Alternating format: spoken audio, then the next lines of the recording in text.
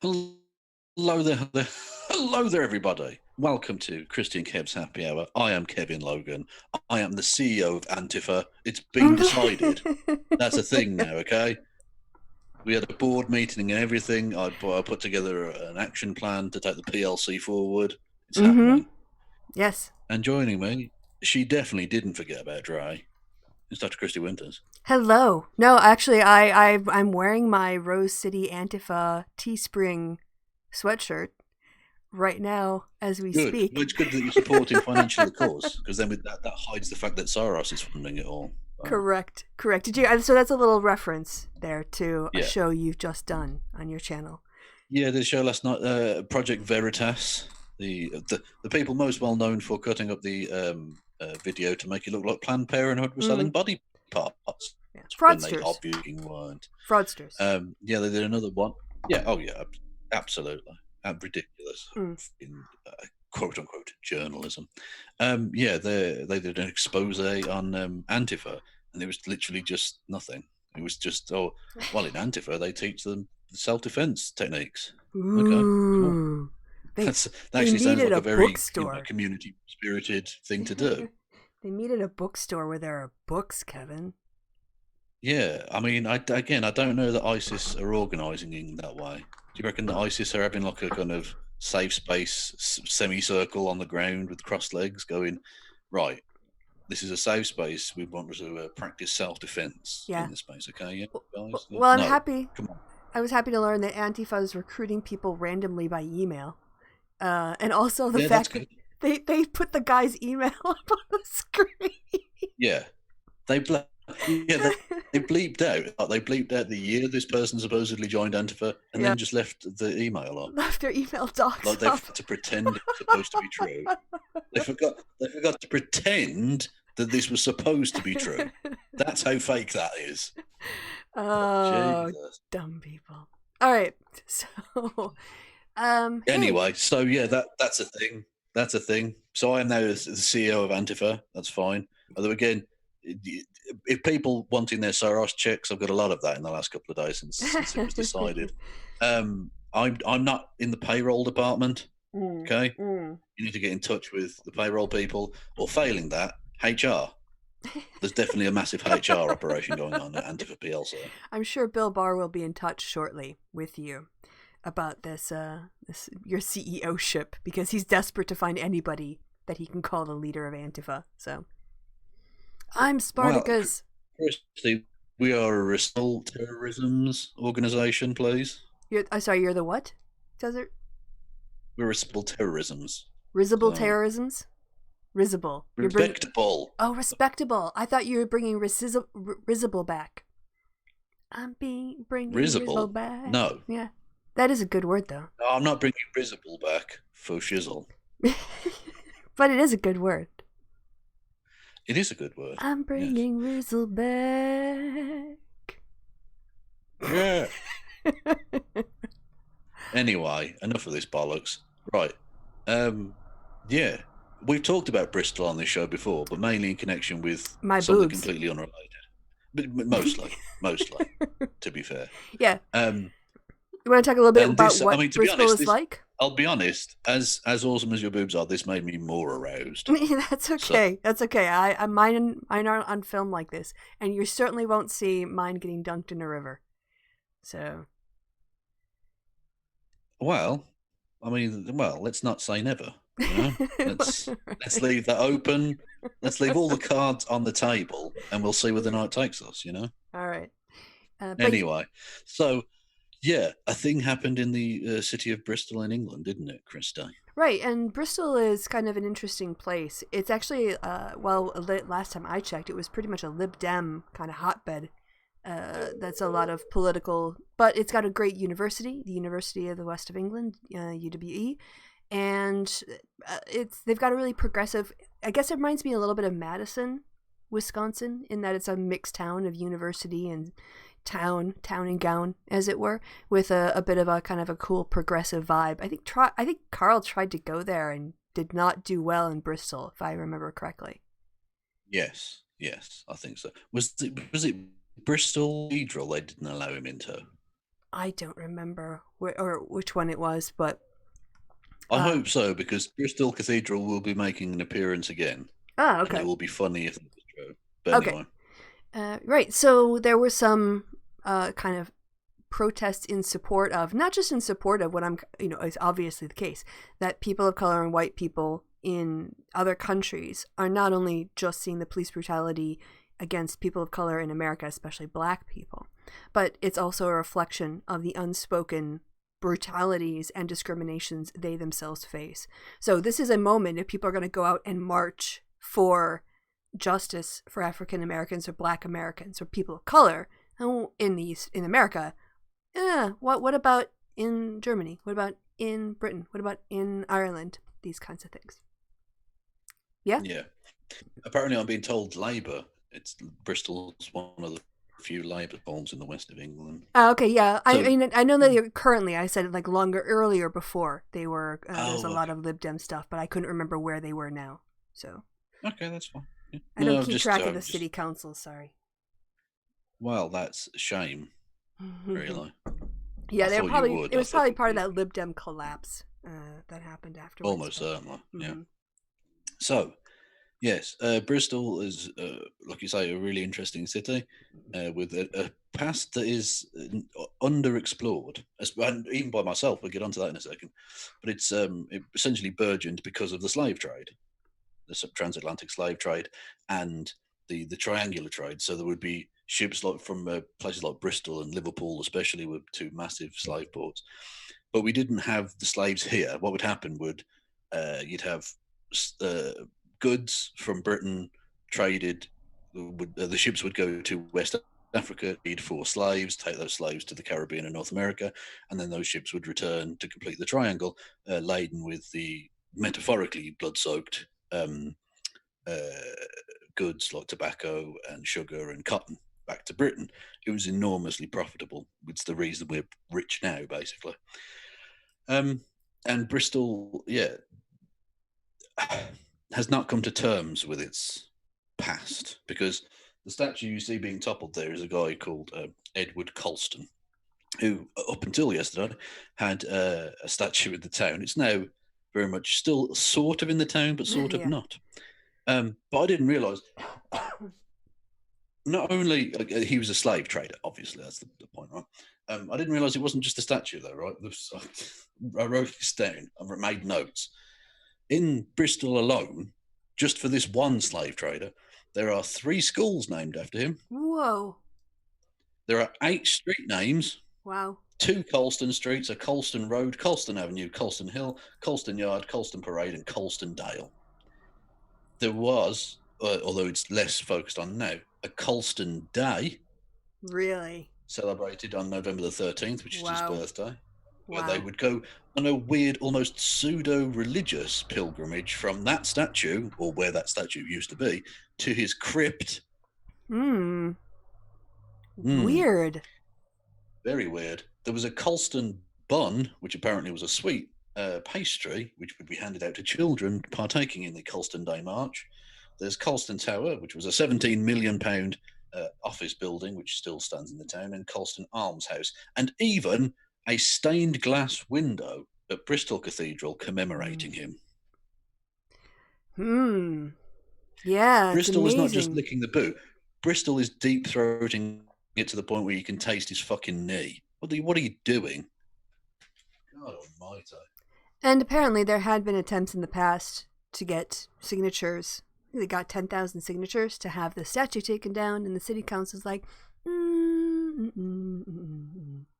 Yeah, they and ahed about it for ages, and eventually the townsfolk did what they, if you don't offer people a reasonable way out, they take a more direct approach to things. Well, should we have a look? Let's. We've got a couple of these different angles, so don't worry. If you haven't seen your favorite one yet, you probably will.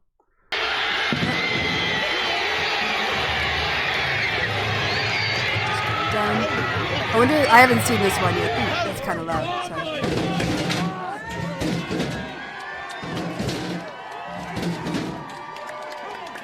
Do you know approximately how far it is from the spot to the river? Like, how long did they do this?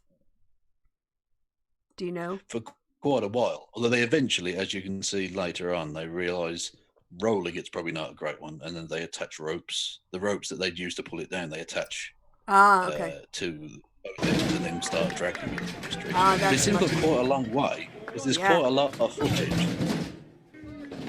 Yeah. And what it didn't actually show there was that they did a really interesting symbolic thing with it. Of there was a black guy who stood on the neck of it for 9 minutes. Oh wow. Good. Yeah. And that is literally, this is just if you could pause for just a second, Chris. Yeah. Dang it! Of course, I hit the wrong button. That's okay. Go ahead. I'll get it back. I was going to say, yeah, it's one of the most beautifully poetic things that could have happened to it ultimately, because it's now lying in the very waters that this man making dreadful ships would once have operated in. And it's doubly ironic because he was given the chairmanship of what was called the Royal African Company, which had the monopoly on British trade with West African slaves, or trade in West African slaves, I should say. And they used to brand them with RAC on their chests and stuff. It was really gruesome. And they took about 90,000 during his tenureship, of which about 20,000 died during the Middle Passage. And their bodies would just be tossed overboard into the water, which ultimately has been the fate of his statue. Which, again, it's symbolic, but it's a beautifully poetic piece of symbolism. Well, I appreciate this now even more, so let's watch it again with that knowledge. It'll make it new again.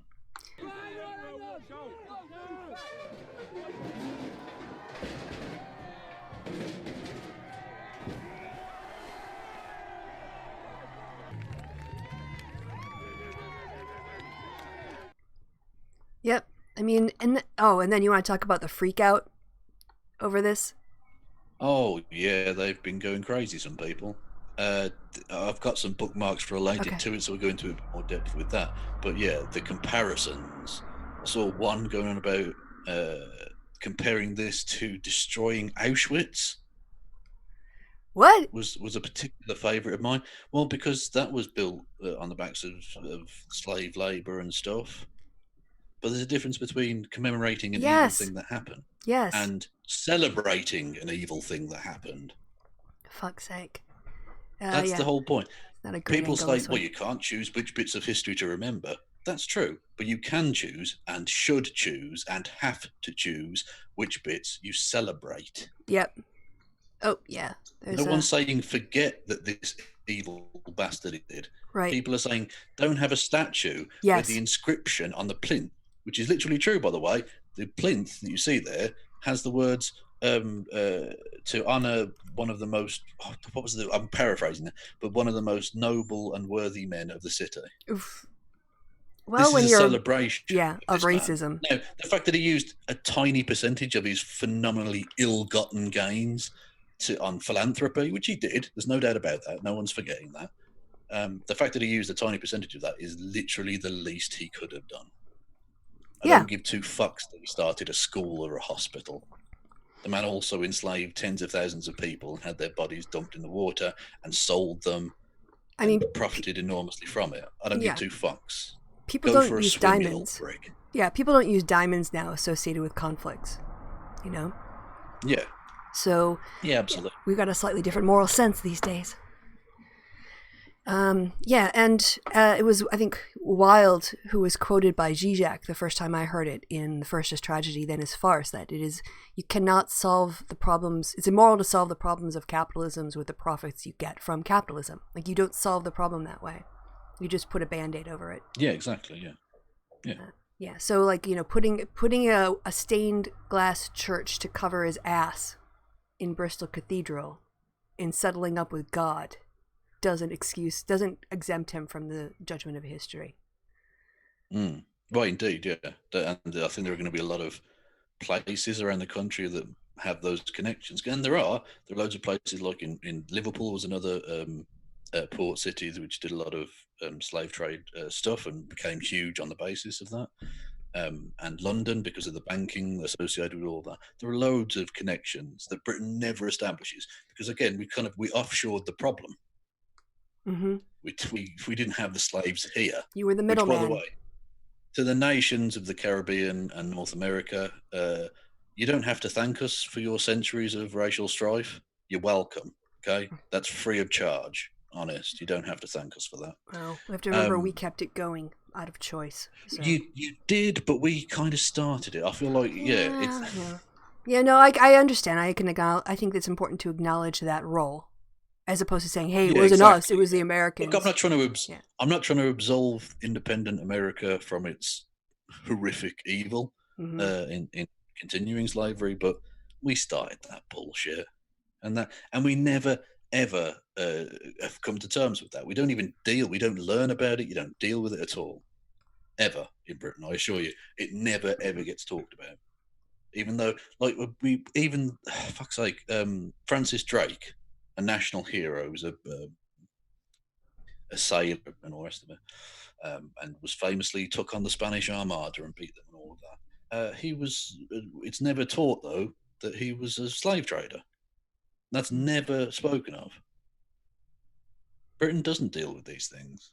The only reason we are rich is because of the blood, sweat, and tears and death of millions of slaves, because of gold and diamonds stolen from under Johannesburg and various other places, from the barrel of a gun forcing China to have to accept buying opium, which is basically heroin. Yeah, spreading drug addiction, basically.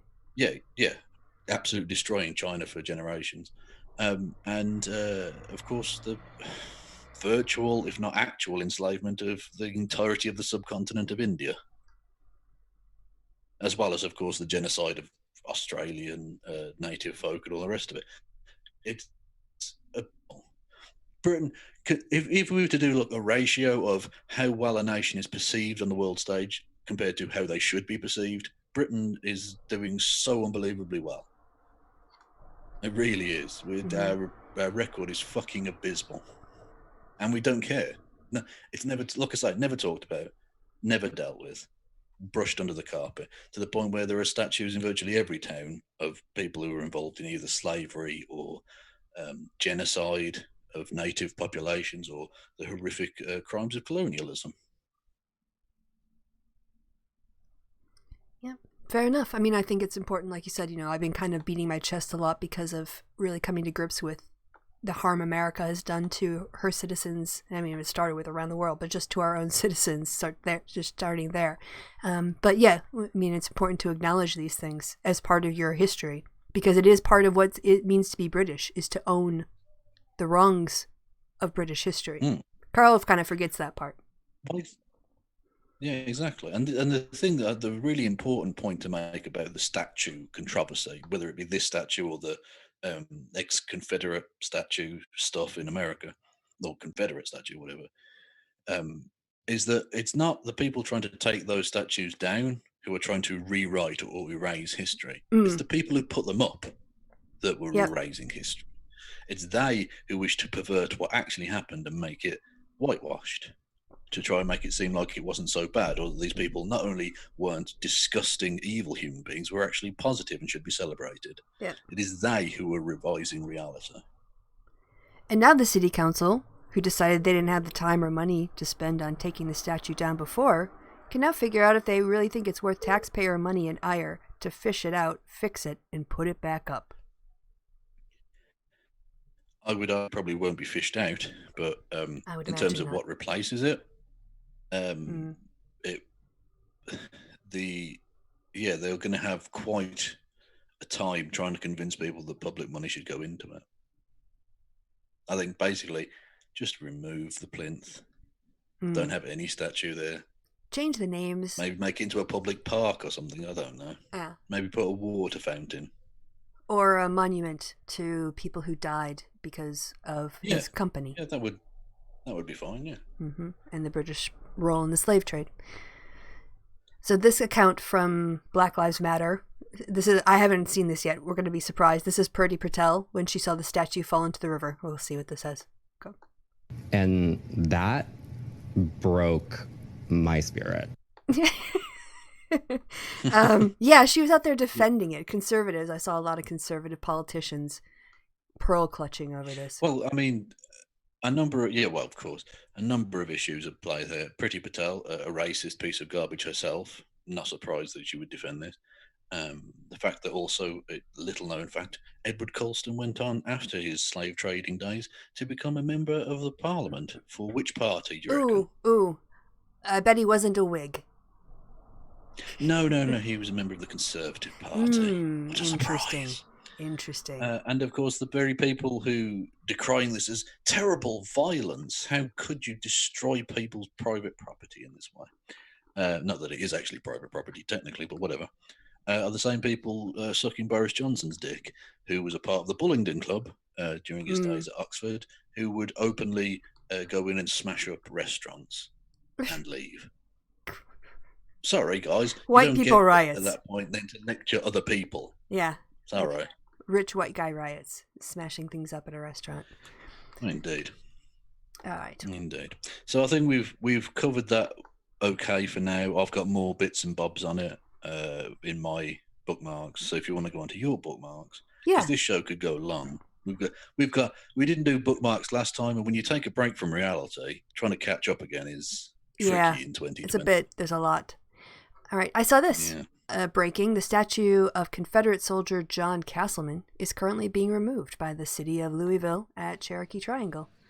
There's actually an entire thread of them taking this down, so we can have a look at that. So they were hauling it, and here they've covered it up as they're removing it, and they're taking it down the street. A woman poses with the sign, "Take it down, about damn time." And there he is. Removal process is complete. Here's where the statue used to stand. And awesome. I hope they keep the traffic cone. Those are great, aren't they? They're really good to cover up tear gas canisters, as I learned this week. Yeah. I learned a new thing. So it's been up since 1913. So hardly heritage. Yeah, again, note when these statues go up, because as with the Colston statue, which went up a century after he died, these statues went up long after these people had died, in order to try and foster racism during the days of Jim Crow. Yep, to intimidate people. Hey, here's someone who wanted to keep you enslaved. Let's celebrate him. Yeah. Amazing. Sorry, it's a wonder black people don't fucking riot more. I agree. I fucking agree. Okay, so, not just black people, like anybody who cares about racial justice. Well, yeah, exactly. Case, but of course, the people who are targeted. Visceral level, having to walk down streets named after people who wanted to interview and didn't consider you human. Yeah, if they were alive today. If you complain about that, you're like evil or whatever. Like, you're the problem. Come on. Yeah. Yeah, I'm surprised there isn't more like anger about that. Black people take shit in their stride so fucking well. Good God. White people get asked to wear a fucking face mask on public transport, and it's a libertarian issue where it's the overweening government. Get fucked. Yep. I mean, it's only taken us a century to deal with this, just a statue part of it. But hey, at least we're having the conversation finally. There's some interesting stuff I can tell you about, like who's participating in the protests now compared to the ones that happened in the 1960s, and also geographically. I don't know if we're going to get to that because, but just to put this out, you're seeing a lot of polls now with Biden in a clear, stable lead of anywhere between 7 and 10, sometimes 14, but usually like 7 or 10 points ahead of Trump. And I totally get where everyone is saying, don't get complacent. I really, really think that people who are voting against Trump will never get complacent. There is nobody who really is motivated to vote against Trump who'd be like, no, I don't actually think my vote's, I can't be bothered this time. So when I see polling that asks Trump voters how excited they are to vote for Trump, and like 80% are excited, and then they ask the Biden supporters how many of you are excited to vote for Biden, like 67 or 65% will say they're excited, and they go, oh, there's an enthusiasm gap. I'm like, no. Phrase the question, how excited are you to vote against Donald Trump? Ask that question of people and look at that, because anger and that kind of stuff is actually more of a motivator than a positive enthusiasm. It's great to inspire people, but honestly, if you want to guarantee they turn out, which is, Democrats tend to go more for the inspiration. you get people angry, and they will turn out. So I'm not worried about that lead, or I'm not worried about turnout too much in 2020. Fair enough. Yeah. Oh, I thought you had any thoughts on that, but apparently not. No, look, that's yeah. All right. Also, I have to apologize to the chat. Kristi says yes. Complacency. Sorry? I say what? Kristi says yes to complacency. Yes, that's what I'm saying. Exactly. That's precisely the words I chose. Yeah, that's fair enough. Also, I took a nap and I woke up like 20 minutes before the show, so you're hearing my voice first thing in the morning. Also, and you can tell that because she hasn't even checked her Twitter notifications. No. I didn't even do a warm-up rap. I did zero rapping to warm my voice up, so if I sound a bit less articulate than usual, could also be a problem reason. Mm. Yeah, so I thought it was kind of funny, the Irish atheist, when the church potluck committee has had enough of your racism. Darn the police. Darn the phone. Or your knitters. Right. That could be it as well. Yeah, it could be. Yeah, they've got just a slight scuff tear there on the sock. You could deal with that. All right. I just thought that was kind of sweet, like someone who obviously is angry but doesn't think swearing is nice. Yeah. I was listening to fucking Da Police, the song, and it's still amazing to me that Ice Cube became like this sort of mainstream saleable character. Like he's a fun guy who's just on the TV doing jokes and stuff, you know. And there's literally a line in that song that says, "Ice Cube will swarm anyone in a blue uniform." Okay. Well, I mean, that's wow. People forget. Yes. Mostly they remember him from SVU now, I think. Well, exactly, yeah. But he's just he's the funny black man. He was on Jimmy Fallon. not the guy who used to sing about shooting police officers. You know? Yep.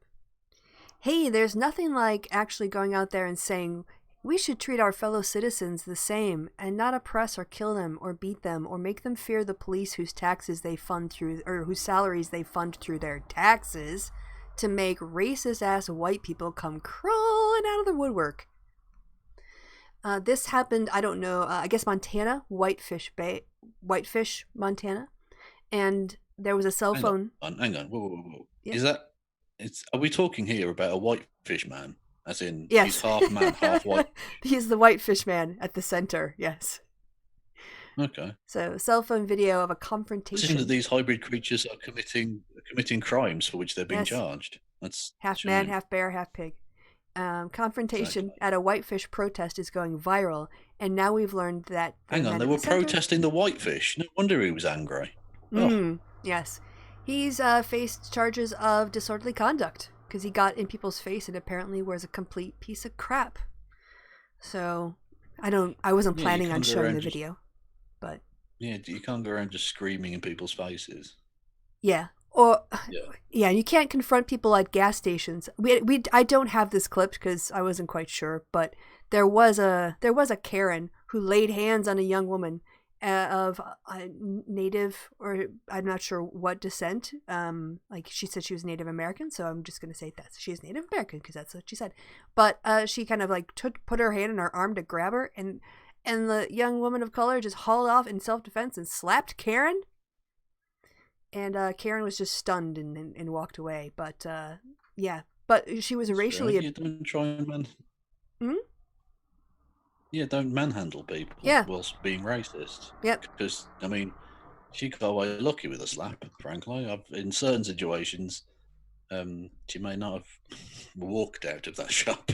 Yeah, if she had known, boxing, she might have just gotten decked for laying hands on her, and it's all on video, so the guy who's taking the video is like, you totally deserve that. As she walked by going, oh my God. Oh. Yeah, like you tell someone you can't be served here, tell them, interfere with their purchase, and then tell them they're going to go back to Mexico? Yeah, you're going to start inflaming things, and then you lay hands on them?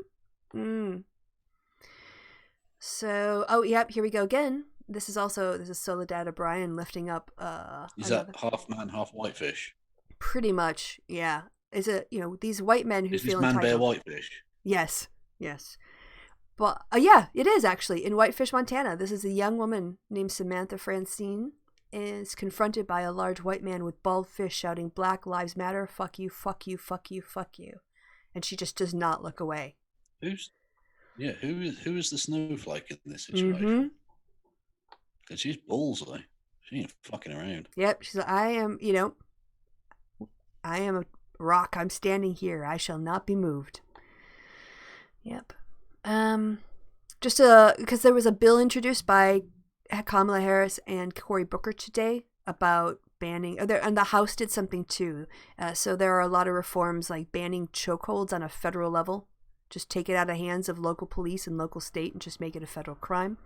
I think they're calling it like justice in policing in the House, and so this isn't just like protests on local monuments. There is legislation and there is a push. Well, obviously there was the anti-lynching bill that Rand Paul tried to put a poison pill amendment into this week. So she said, I think this is important too, because this really has been the policy solution, and you'll recognize this from British policy solutions from the Tories too, right? She says a big part of the conversation is really about reimagining how we do public safety in America, which I support. We have confused the idea that to achieve safety, you put more cops on the street. Yeah. And that's true. Yeah, that is the policy solution that is sold. And it's a simple, we put 20,000 more bobbies on the street, on the beat, Well, all you're doing is... Yeah, no, obviously it doesn't necessarily work. Because as described with the protests in Bristol, the police could have tried to wade in there and there would have been a riot and the city would have fucking burned. Whereas they actually just about it happened and no one was injured. Mm-hmm. Yeah. I think there was a federal judge in Colorado, the one who said if a window has to get smashed to stop a protester from being injured, if a car has to, something else has to happen to stop somebody from being killed, if something gets destroyed to stop somebody from being killed, good. Do that. Yeah. So. Exactly. Things can be replaced. Mm-hmm. People can't. Well, I mean, in terms of numbers, but individuals can't, can they? Right. Okay, emotional roller coaster. Petition to replace the Washington Monument with a giant Gundam, which I could totally get behind. Yeah. Okay. I didn't know that was called a Gundam, but Nor we'll did go I. with that, yeah. Yeah, why not? Yeah. This is great. Sorry. Why is everyone giving Mitt Romney credit for being 2 weeks behind Elmo? Yeah, that's absolutely correct. Although it still blows my mind that Mitt Romney would go on a Black Lives Matter thing. Like, okay. I mean, good for him. His dad did that in the 60s. Of course, the Mormon church was still racist AF at the time. So yeah, but he's got magic pants, so checkmate. Yes. But someone else had another comment I think I might have bookmarked, so I won't anticipate it. But yeah, this guy ran over a black protester, and the police would not put him in handcuffs and let him stand around smoking a cigarette, and they protected him. Robert Fords later died from his injuries, as Sophane, who's making an appearance in the show tonight, writes, "The cops gave special treatment to a murderer because he's white. When will everyone start to see this for what it is?" All right, so imagine this guy just ran his car into a crowd, right? And then compare this with what happened with George Floyd, where he passed, and people have come up on Twitter saying, I passed a $20 bill that was counterfeit because I didn't know, because I was given it to me, and then it was me when I got caught, and all I did was change it in for another one. Nobody threw me to the ground and choked me until I died. So yeah, this is a guy who's actually, they know, just injured someone and put him in the hospital and eventually died of his injuries, and he's just stood there smoking a cigarette.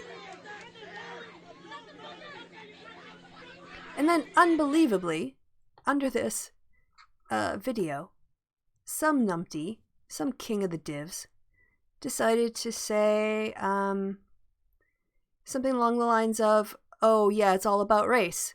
It must all, yeah. And like, yeah, it is all about race. Yeah, you got it. He's getting special treatment because he's white. People live with this all the time. It's always about race. If you live in white I don't know how supremacy. you could live through the last couple of weeks and say that. Do you know what I mean? Like, not you. I mean the person who made that dumb comment. I don't know how you can live through the last couple of weeks and be like, "Is this really about race?" Yes, you Yeah. dumb bastard. Yes. And Well, dumb or lying. One of the two. well, speaking of that, all right. So there is some polling that's come out, and attitudes are moving in the right direction, but obviously white people are lagging so far behind. 56% of Americans overall say mistreatment of black people by police is a very serious problem, and another 30% say it is a somewhat serious problem. 80% of African Americans, 71% of Hispanics, and 48% of whites say it is a very serious problem. Yep. 63%. White people. Yep. 63% say Trump is doing too little to address the mistreatment of black people by police. 83% of those who think it is a very serious problem say he is doing too little about it. And 21% of his own voters say he's doing too little about it. 63% say Trump. This is high as 21%. 63% says Trump either encourages or tolerates mistreatment of black people, and only 37% believe Trump opposes the mistreatment of black people by police. Well, of course he encouraged it. He literally tweeted out that they should dominate, or they were going to, that essentially brutal violence should be meted out against them. And this is particularly interesting for Trump and his whole, like, I'm law and order, I'm going to go to a church and hold the Bible in an awkward way. A large majority of Americans are actually sympathetic to the protests. 53% say the protests are a legitimate effort by people to speak out against racial injustice, compared with 41% who identify the protests with rioting and looting. That's actually like a big difference compared to, I think, what you would have seen polling-wise in the 1960s. And I guess I don't know where that is in here, but there was a study, they've looked at where the protests are happening and who is taking part. And in the 1960s, they pretty much happened in urban areas, especially around universities. And the people who took part in them were disproportionately younger people. But now what they're seeing with these protests is they are spread out all over, even in places that don't traditionally have issues, like they aren't associated with incidents that get national coverage. And the protests are a lot whiter than they have been in the past. Okay. So that's positive. Yeah, like white people are getting it. And I think, I know the activism is important because the activism provides a solution to the problem when people wake up to it. But I honestly think that it's mobile phone cameras and the fact that you can't you see the video and white people can't, like we talked about. It's about time that. Sorry. In my show on Sunday, I saw a tweet from June where she said, it's a good thing that there is video of this, otherwise nobody would believe these people. I'm like, but that's the problem, June. White people didn't believe black people. They don't believe black people. So they needed video cameras because nobody would take them at their word. That's not a good thing. That's actually the problem. And one of the solutions to ending white supremacy is believe people of color when they tell you. Believe black people when they tell you this shit happens. It's like the whole Me Too thing again. But this time it's a white supremacy problem, not a misogyny problem. So when you say, oh, isn't it great we have cameras? Like, no, the fact that we needed cameras is a symptom of the problem. Indeed, yeah. And I think what has been shown by the fact that we have all this camera footage and how continuously and regularly it contradicts the stories told by the police, I think it's about time that police stopped being trusted in courtrooms. Well, frankly. Someone was tweeting out, because turning they can't off. trust it to tell the truth. Yeah, turning off your body cam should be a crime. It should be destruction of evidence. I completely agree with that. Every time you turn off your camera, unless you're in a toilet and there's a timestamp of when you turn it off and you turn it back on when you come out, it's destruction of evidence as far as I'm concerned. So, yeah. So also here we've got this, taking the longer view, the General Social Survey found in the late 1970s that Democrats were 8 percentage points more likely than Republicans to blame racial disparities on discrimination. By 2018, that gap had reached 36 points. Yeah, well, the Southern strategy is what it is. Mm-hmm. Right. So, yeah, basically Trump people are saying that police shootings are isolated incidents because they are having their fingers in their ear. Oh yeah, this happened. Well, they say that, but they're also it goes beyond that. It goes to the point where people are uh, looking the other way or pretending it's not there. There are some people looking at it and enjoying it. A lot of Trump supporters actively support this shit. Yeah, well, they're the ones hyped up and getting their guns and driving to these things. Some of them. Yep. I saw this little bit of good news. Do you want to read out the headline? GoFundMe shut down Candace Owens' account for attacking George Floyd's character, saying she spread falsehoods against the black community. Well, yeah, that's fair. Yeah. He does do that. Yep. Constantly. Yep. Also, this is my preferred way of doing a possessive for a word that ends with S, and as somebody who is a Winters, I have strong opinions on the subject. No, I do as well. It's just funny for me. Yeah, but yeah, that's how I write with like you say. If it ends in an S, I don't put another S because that's mental. Yeah, because like to say Owens, I kind of like put a little more flair on to indicate the possession of it. But I hate it when people are like, "Well, Jesus is like, well, no, he doesn't have two double S." Especially because we know the plural is Jesus. Jesus, yes, exactly. I have one here for you, Kevin. All right, I'm going to scroll up and you can read this. You can read this. Damn you, Twitter, all the hell. Where am I? Where the freak am I now? I was trying to get to a pun. I had something that was punny for you. And where did it go? Okay, I found it again. Here we go. Here's the tweet right here. Did you hear about the man who fell into an upholstery machine? He's fully recovered. Hey, recovered. Hey, it's Christmas cracker jokes on Twitter. Recovered. Is this? Oh yeah, this is your video that you tagged me in. So we got this already. Yeah, no, yeah, I just wanted to know whether you had the thing, or make sure that you had the thing. Yeah. Hey, look at this. Yeah. Sorry. Steve Bannon doesn't live at the Florida address he uses to register to vote. So that's both he and Donald Trump who have tried to fraudulently register to vote in Florida. Yep. Okay. I mean, again, the old thing about Trump accusing others of things he's guilty of, voter fraud, yeah. Okay.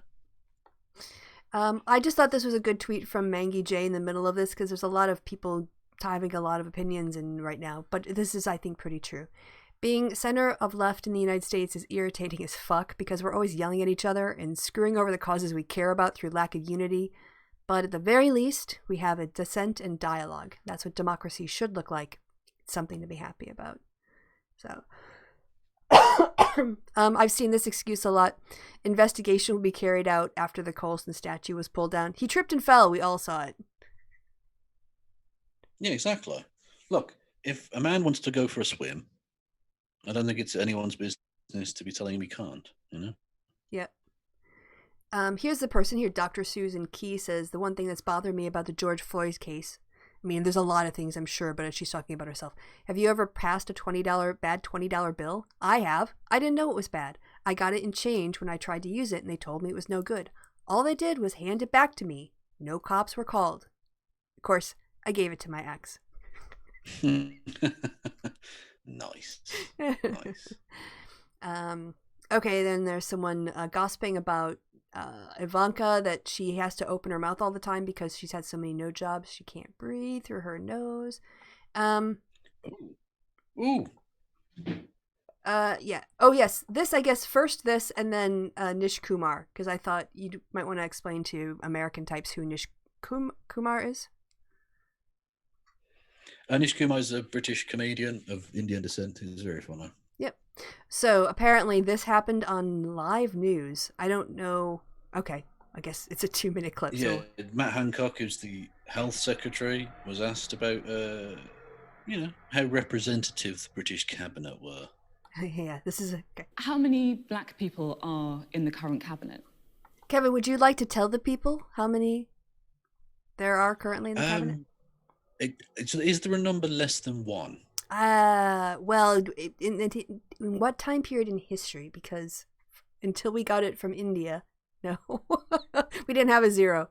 But I think there is a placeholder. We do now, though, don't we? Correct. I would definitely remember there being a zero. Okay, so it's that number. Is it the one that's less than one? It's that number? Is the one that's less than 1. It's 1 less than 1. And how long did it take you to say that? Not that long, Yeah. although we stumbled over it, but basically the word 0 takes, ironically, almost 0 seconds to say. Yeah. You did technically the first thing is like less than 1, I think was early up there. But okay, so let's see. Let's see how long it takes him to get to 0. There's a whole series of people from a black and minority ethnic background. The Chancellor of the Exchequer. So BME is a category like people of color. It's not just black people. It's like you would say, people of color there. But she asked about black members of cabinet. So yeah, she said specifically black people, and they're the Home Secretary. Now, to be fair, any black Tory MP is still going to be shit. But the question was specifically, how many of them are in the cabinet? Mm-hmm. There are none. There are 0. I wonder what it is about Boris Johnson, the man who wrote that black people were grinning pickaninnies with watermelon smiles. I wonder what it is about him that makes him maybe not want to give black people jobs in the cabinet. Mm-hmm. Strange. Yeah, well, you have to have people to put in the cabinet first, which means having people who are standing for office, which means making a conscious effort to have your representation from your party look like the people you're representing. Like consciously making an effort to make sure you're not just picking, because it's a selection. There are no primaries in the UK. So it's an entirely internal process with filters, and people tend to pick people who look like them.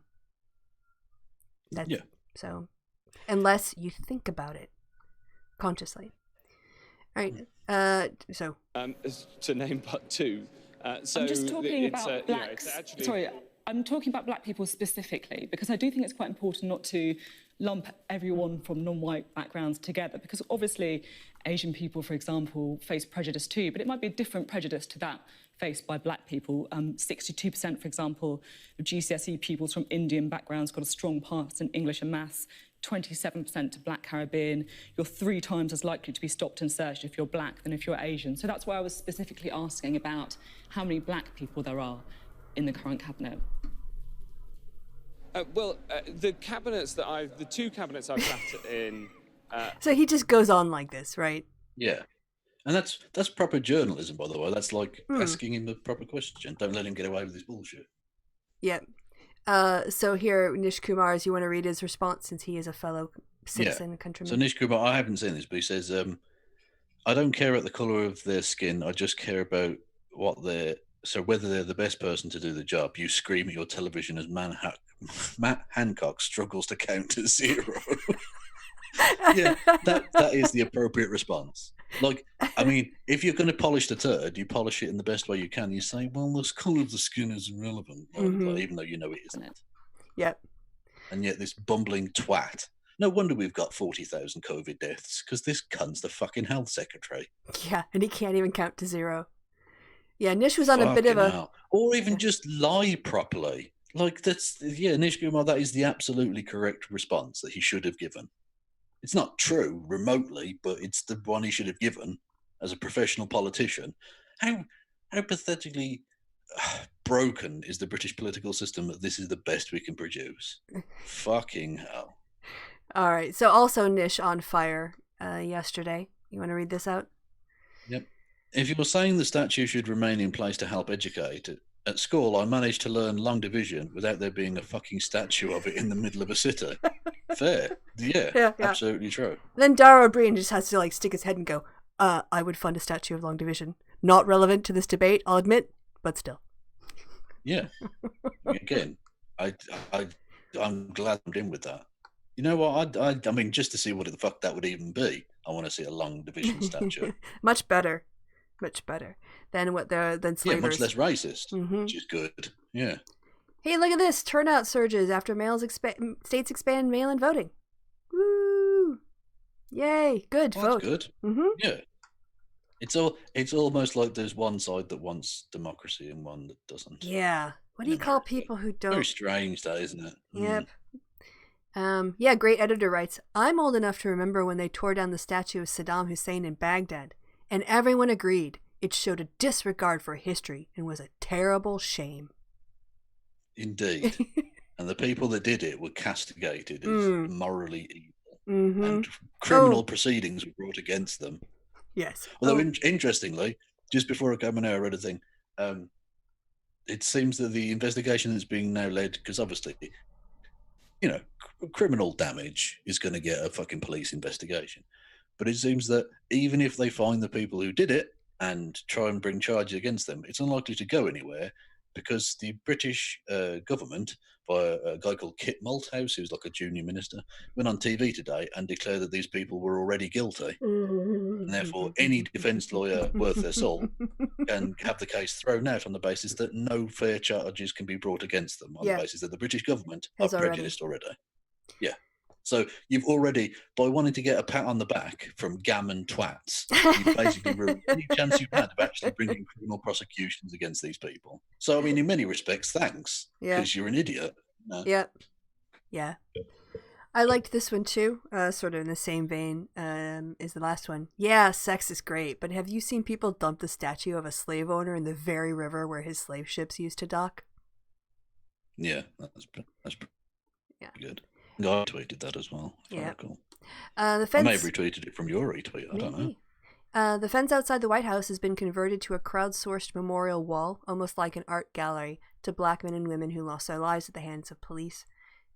Hundreds are strolling by, looking and adding names and paintings and posters. So yeah, Trump's little baby gate has been turned into a memorial to... Yeah, that's kind of beautiful. Yeah. Mm-hmm. Trump did an ugly thing, and they've turned it into a beautiful thing. Yep. Okay, cool. Yep, hung the Black Lives Matter flag on it and everything. Yeah, good. I love it. Well, did you see the massive Black Lives Matter in yellow paint thing in Washington? Yes, I think we talked about it last time, didn't we not? Did we? I can't remember. I know too many things. But it's still pretty bad. I mean, again, it's just symbolic, but it's important. Yeah, yep. Oh, this is good. You've seen this too, I'm sure. Yeah. The Colston statues. The statue of Edward Colston. Closed. I like the fact that they've added closed. Yeah. Thank you, Google Maps. Yeah. I mean, you've got to be accurate, and that is accurate information. Mm-hmm. If they still had him on the shore, not so great. They're gonna have to do a drive-by Google mapping of the area to take new photos. Yeah. All right. Hey, we were talking about white racists outing themselves. I think I'll have to go up for this one because this guy. Oh man, that was extremely childish. Oh, he ended up having to try to. Okay, so this is the same guy, right? I'll just let it play because this guy's a dumbass. So yes, Chris Evans writes, "Oof, racism just ruined his whole life, child. You hate to see it." But let's see how he earned the scorn of the public. Oh, I think content warning for a racial slur.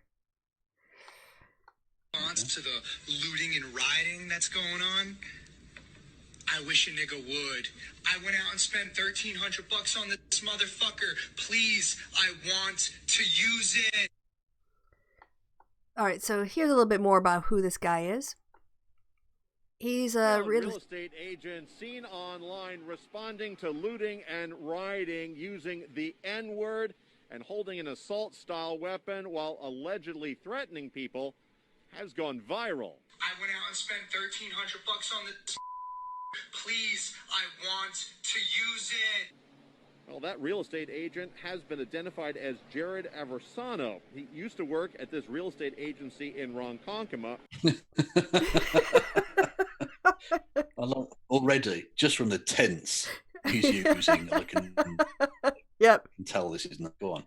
Remax, used to a statement to News 12, says it takes this matter very seriously and says the agent has been fired. The video has been seen more than 1 million times. You know, on shit, Twitter, they take it seriously. In some explosive comments posted online. Aversano has also had his membership in the Long Island Board of Realtors terminated as well. And just a few minutes ago, we saw some workers here coming by to put up plexiglass over the windows. They wouldn't say why they were doing that right now. Yep. And then he tried some fake weak ass apology, and it is totally It's too late, motherfucker. Yeah, too yeah, late. yeah. You've already been removed by the real estate board of wherever the fuck you're from. Yep. Fired, and the thing you just spent all that time learning how to do for 2 seconds of self-gratification online. Welcome to the real world. And now you're unemployed. I bet you had. Now you're unemployed. I bet you wish you had that fucking $1,300 back. Yeah, yeah. You can hawk that gun. That's Could do fine. with that money right now. So his apology was so, I'm sorry I got caught. I mean, that's really what it is. So should we hear it? Let's hear white apology. That was extreme.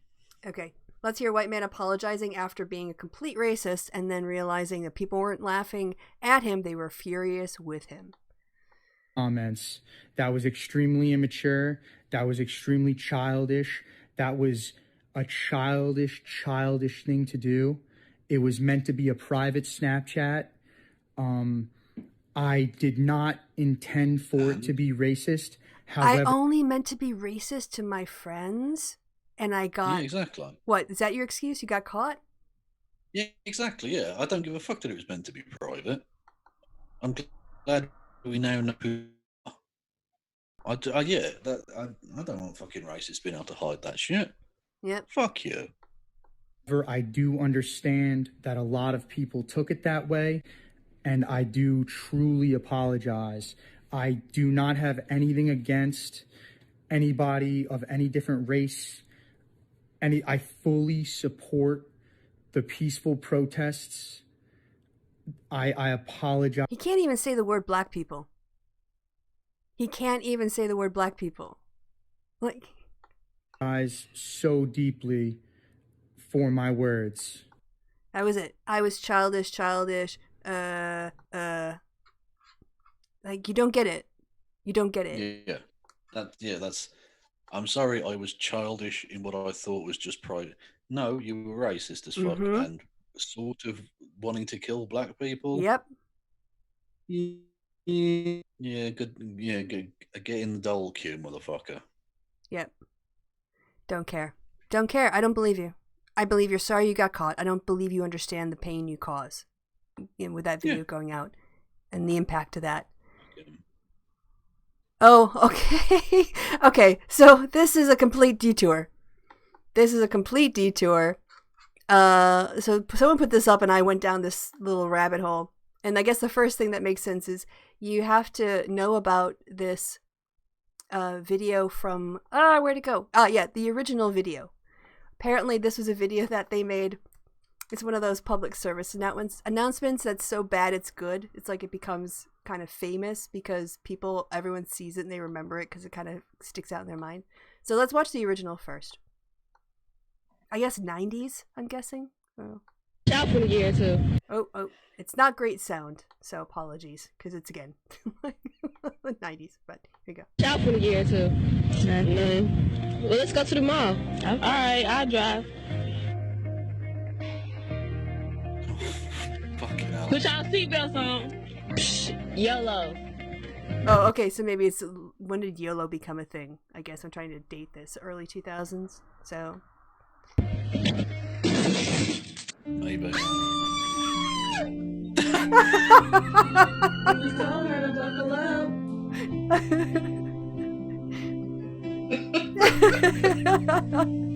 Always buckle up.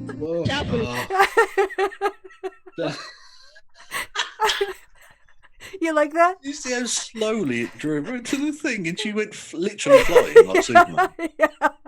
That was amazing. There you go. There she is. That's some great green screen work right there. You want to hear the lady version of Willem, the Willem scream?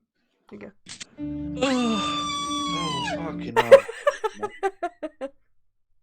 All right, so with that context, TikTok, someone on TikTok decided to update this all. Go to the So here we go. We're going to start it again. Now that we know what to expect and what we're seeing. What y'all for a year or two? Nothing. Well, let's go to the mall. Okay. All right, I'll drive. Put y'all seatbelts on. Psh, YOLO.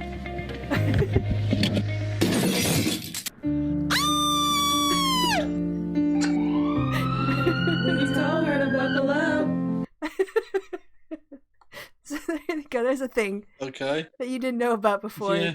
and now you do. I bring you. That has blown my tiny mind. Oh, I thought this was funny. Tear gas lighting. Bill Barr trying to go. Pepper spray is not a chemical irritant. It's not chemical. What? Yeah, he also had this great line. I didn't say do it. I said get it done. Yeah, I mean, just ludicrous. That's the best thing I've heard since what the definition of is. Really? No, absolutely not. I'm gonna have to get some more water here in a second. So when I'll have you switch over in yours in a bit. But okay, hey, you know that piece of shit Tom Cotton editorial that ended up in the New York Times? The one where he wanted to use the American military against the American populace. Because obviously these protests are completely inherently violent and we have to shut them down or there's going to be property destruction all the time. Oh, wait. Yeah. Yeah, well, they learned that Tom Cotton didn't go, hey, I've got this op-ed I've got for you. They were talking to him about something else, and the New York Times editorial page director, said, hey, do you want to do something on this? Because I saw your tweets being an asshole. So you want to be an asshole in our big national publication of repute? Oh, wow. And everyone was like, the fuck? The what? Not only did you publish that shit, he published it without reading it. He published it without reading it. Dude fired. Dude got fired. So well, again, good. He deserves to be unemployed. Yeah. When 8 out of 10 of people believe that things are out of control in the United States, your re-election chances do not look good. Ever. Especially 5 months out from an election or whatever we are now. So. Yeah. Well, yeah. I mean, it's a shame he had to get to this stage, but But yeah, hopefully, I mean, Trump just needs to be flushed away like the turd he is. Yep, yeah. I also think that this was, I didn't realize this, and when I did, I appreciated him even more in the way that you start to kind of appreciate older people when you start hitting your 30s and 40s that you don't when before. I mean, some people might. You love your grandma and stuff, but you start to realize that they are your ties to the past, you know? And Congressman John Lewis, who endured horrific beatings, threats to his life, and imprisonment as one of the original Freedom Riders at the Black Lives Matter Plaza. Representative Lewis is the only surviving speaker of the March on Washington, where King gave his I Have a Dream speech. It's the last one left. Yeah. Everybody else is gone. He's fucking old. Yes, he is. Yeah. Oh, yeah, I saw this was pretty funny. I thought Cromwell was tweeting in Ireland, and someone was like, oh, shit, is he back? Oh, God. But it's... Wow. Yeah. But it gets actually better. That's a genocide joke. Yeah. There's a Simpsons joke. I don't know if you saw the Simpsons joke. I'm pretty sure I tagged that in mine. Yeah, Priti Patel being awful. Oh, yeah, just the Bernie Sanders... Bernie Sanders said, congratulations to all who are out on the streets protesting peacefully today. Together we will end police brutality. And then people for Bernie were like, thanks, Bernie, but we'll take it from here. Like, I'm sorry, what? Yeah. That was an interesting reaction of people for Bernie. Not, not and we'll take it from here, but we'll take it from here. Are they basically saying, shut up, old man? I think so. That's a bit much. So. Yeah, I mean, okay, we get it. Like, he's yesterday's news now, but... Yep. That... Whatever. Okay. I just thought, I was like, my eyebrows went, So, let's see. Oh, yeah, there was this kid. I want to say kid because she is an idiot, but she posted an incredibly racist TikTok.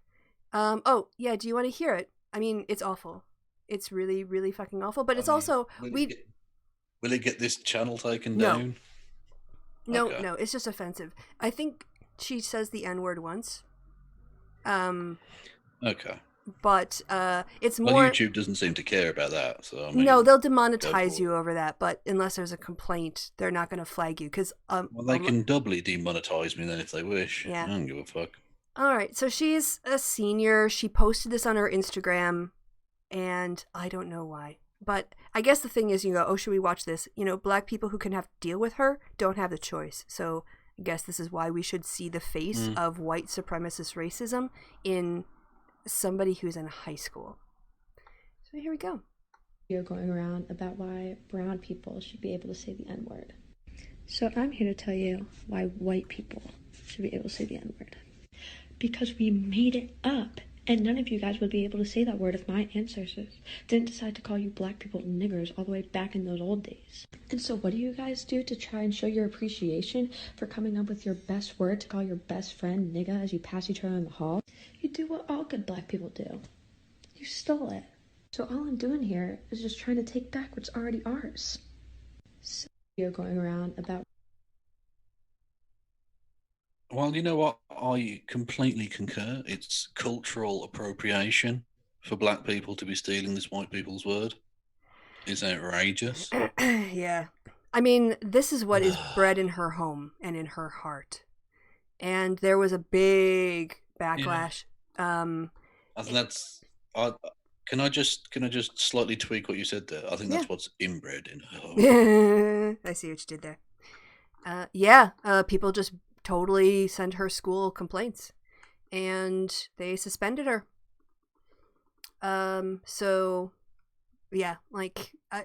People again, dumb racists showing their face. Like, what do they think is gonna happen? But they feel safe. They feel like they can say these things, or they're being because amongst their friends they are absolutely safe. Mm-hmm. Yeah. Yes, yeah. There was a private Snapchat. I only say the N-word behind black people's back. I never say it to their face because I'm a fucking coward and a racist. But again, he's white. It's a white people's word, so he should be able to say it, Kristi. Right. It's just been established. Yeah, logic. God, some fucking people. God damn it. I know. White people suck. California mayor resigns after saying no good person of color has ever been killed by police. Mayor. Mayor. Fuck you. Yeah. So don't tell me white supremacy isn't everywhere in America. It's running America. Well, that's California. That's the belly of the beast. Mm-hmm. Yeah. Let me see. I really want to get to the one with the Simpsons tweet. Focusing on the big issues. Yes. The Black Lives Matter protests in Edinburgh. Good job on social distancing, everyone. Well, because there was a guy there shouting, "Yeah, bam pots!" And fucking bam pots. 2 meters. Come on, everyone. Yep. This piece of crap. Okay. Just puppy therapy. Puppies eating. Okay. And the thing is, like, this one puppy, we're gonna have to make this bigger because this is great. He just has to like put his nose into everything. He's not necessarily eating any particular food. You'll see him. You'll see him when he comes. But what I love about puppies when they get so excited about eating is that their heads are going up and down, their tails are going back and forth, and their whole body is just one wiggly worm the whole time. So here's a little puppy therapy for you and everyone else. Here comes Bouncer, bounding over. Like, my nose in there, my nose in there, my nose in there, my nose in there, my nose in there. He died. Yeah, the kid in a sweet shop. Look, they're just piling on now. It's just a feeding frenzy now. Oh. There's 2 in that one. Yep. Lovely stuff. Oh, yes. It was time to say your name. There's a lot of emphasis, rightly so, put on the deaths of black men, but sometimes black women who die at the hands of police become invisible because it's framed so often as men, police, cis men going up against black cis men. And the violence and the murder is more encompassing than that. So, yeah. Yes, absolutely. So Breonna Taylor needs justice too. Do you have J.K. Rowling stuff that you want to do, or do you want to do this? I don't, but I mean, we can cover this if you want, as you are my favourite person who menstruates. I believe that's how they're referred to by other people who menstruate. Well, that's only because your mother is old enough where she probably doesn't anymore, but otherwise I wouldn't. Well, thankfully, I'd imagine not. But yeah, I mean, why do they? Someone made a very good point that TERFs talk about women the way that aliens talk about humans. Yes. Like these are creatures who menstruate. Yeah. They have a vagina. Like, just what you? These are human beings. What the fuck are you doing? And now, like right now, seriously, she wants to do this in June, bring attention on herself in the middle of, like, how selfish do you have to be to, like, not give up this time and space to have this conversation? This is a conversation we're having right now. So, like, why are you distracting everybody by pulling focus on you? Bish. Although I gotta go with her. So. Well, yeah. I mean, perhaps she's menstruating. I don't know. Don't do that. Okay. Yeah. I mentioned this powder keg of QAnon running around spreading rumors that Antifa are going to show up in fucking Klamath Falls, Oregon. And so because there was a BLM protest and there was a rumor Antifa was going to show up. Time out. Look at the man's beard in the middle there. This guy? Look at the Amish beard he's got going on. That's amazing. You're getting all distracted by beards and penises. But look at it. It's amazing. He's got like the really wispy... I was not finished mocking this man. Look at the wispy little fucking bum fluff moustache, and then a full big fuck off Amish beard. What is going on that man's fucking head? I don't know. Random hair growth. I want to know what's under the cap, because it could be fucking anything. It could be an afro. Who knows? This man's all over the place. Sorry. No, that's fine. Yeah, so there was a peaceful protest on, and rumors started spreading on social media about an Antifa invasion. And so you get all the dumbass QAnon types. As CEO of Antifa, I'd like to say that was cancelled at the last second. There's a logistics issue. We're going to look into it. There's going to be an internal investigation, and we'll get back to you as soon as we can, Yeah, so basically Antifa never intended to show up at this protest, but there were big rumors that they were going to. So people got fucking armed and went down there waiting to confront the protesters. Police ended up having to stand between the Black Lives Matter protesters and these fucking aggressive assholes.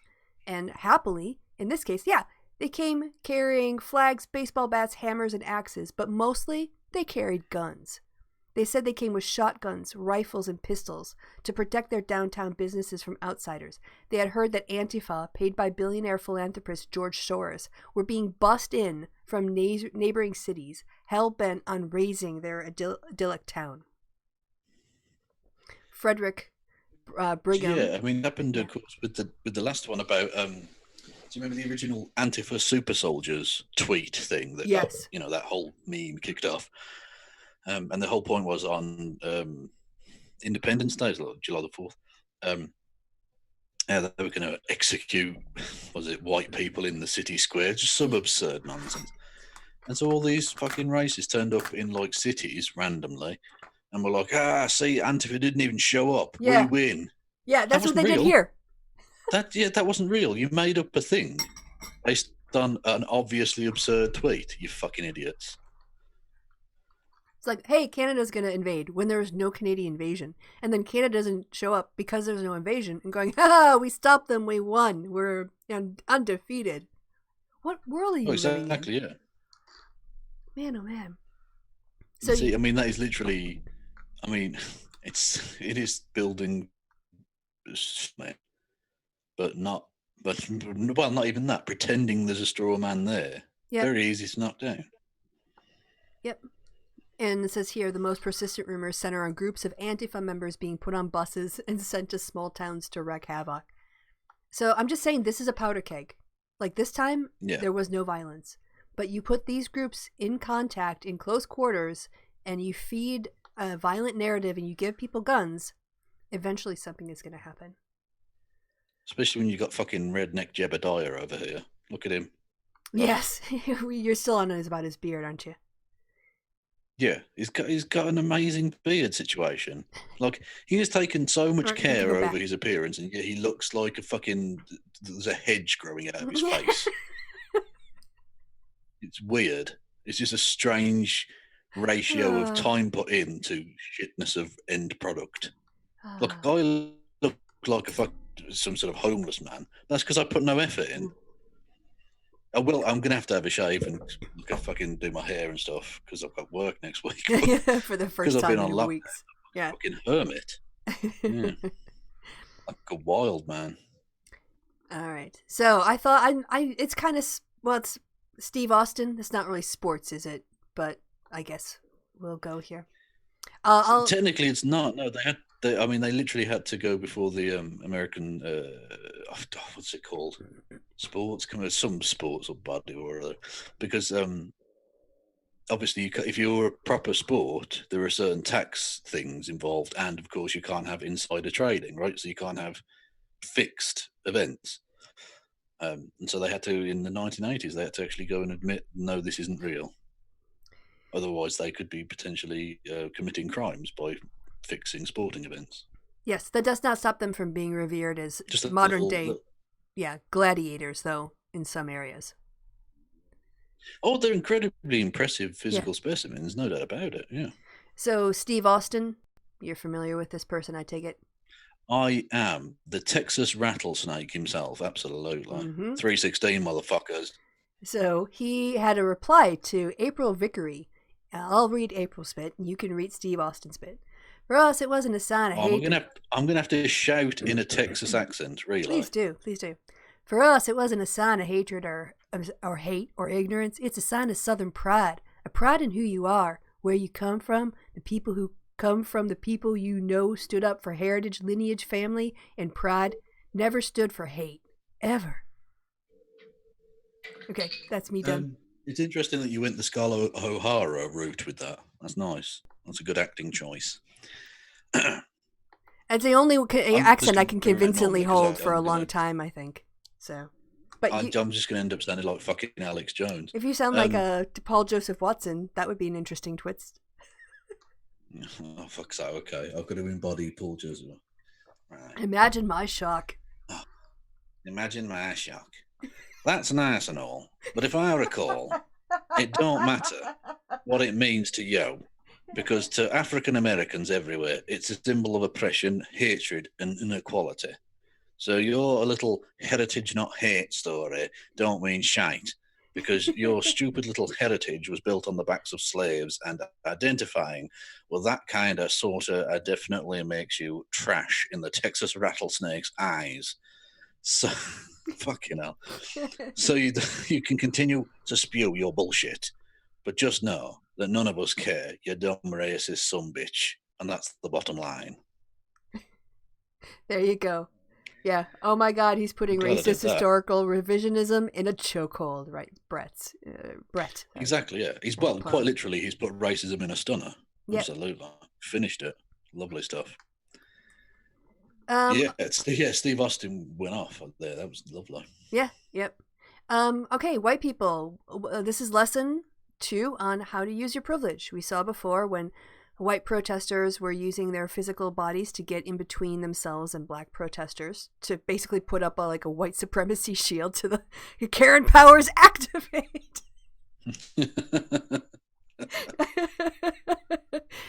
So here we've got a guy channeling his inner Karen, and he is basically going to be I'm going to call your manager to the police as he sees. We haven't done this one, right? I don't think we have. I don't recognize think so. it. Okay. Right. So this vehicle was pulled and the four black men inside were hauled out by police. So then this happened. You better have a good reason. Do not have to speak to the officers. Do not say a word. Made us do this and they're gone now. So here we are. The helicopter, he said, made them do it, and now they're gone. I wonder what happened. 4 black men were driving in Hollywood. You already said you don't have reason. You don't have reason. Let them go.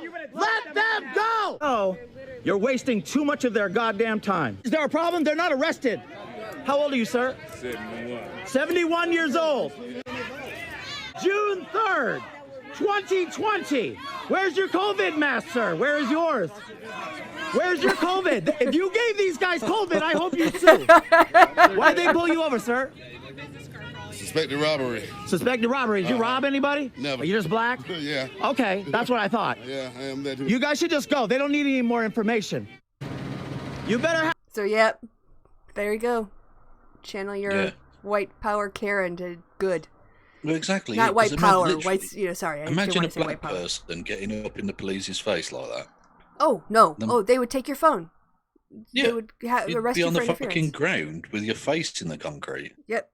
Like, that's, if anything's a more clear sign of how racial privilege works there. Yep.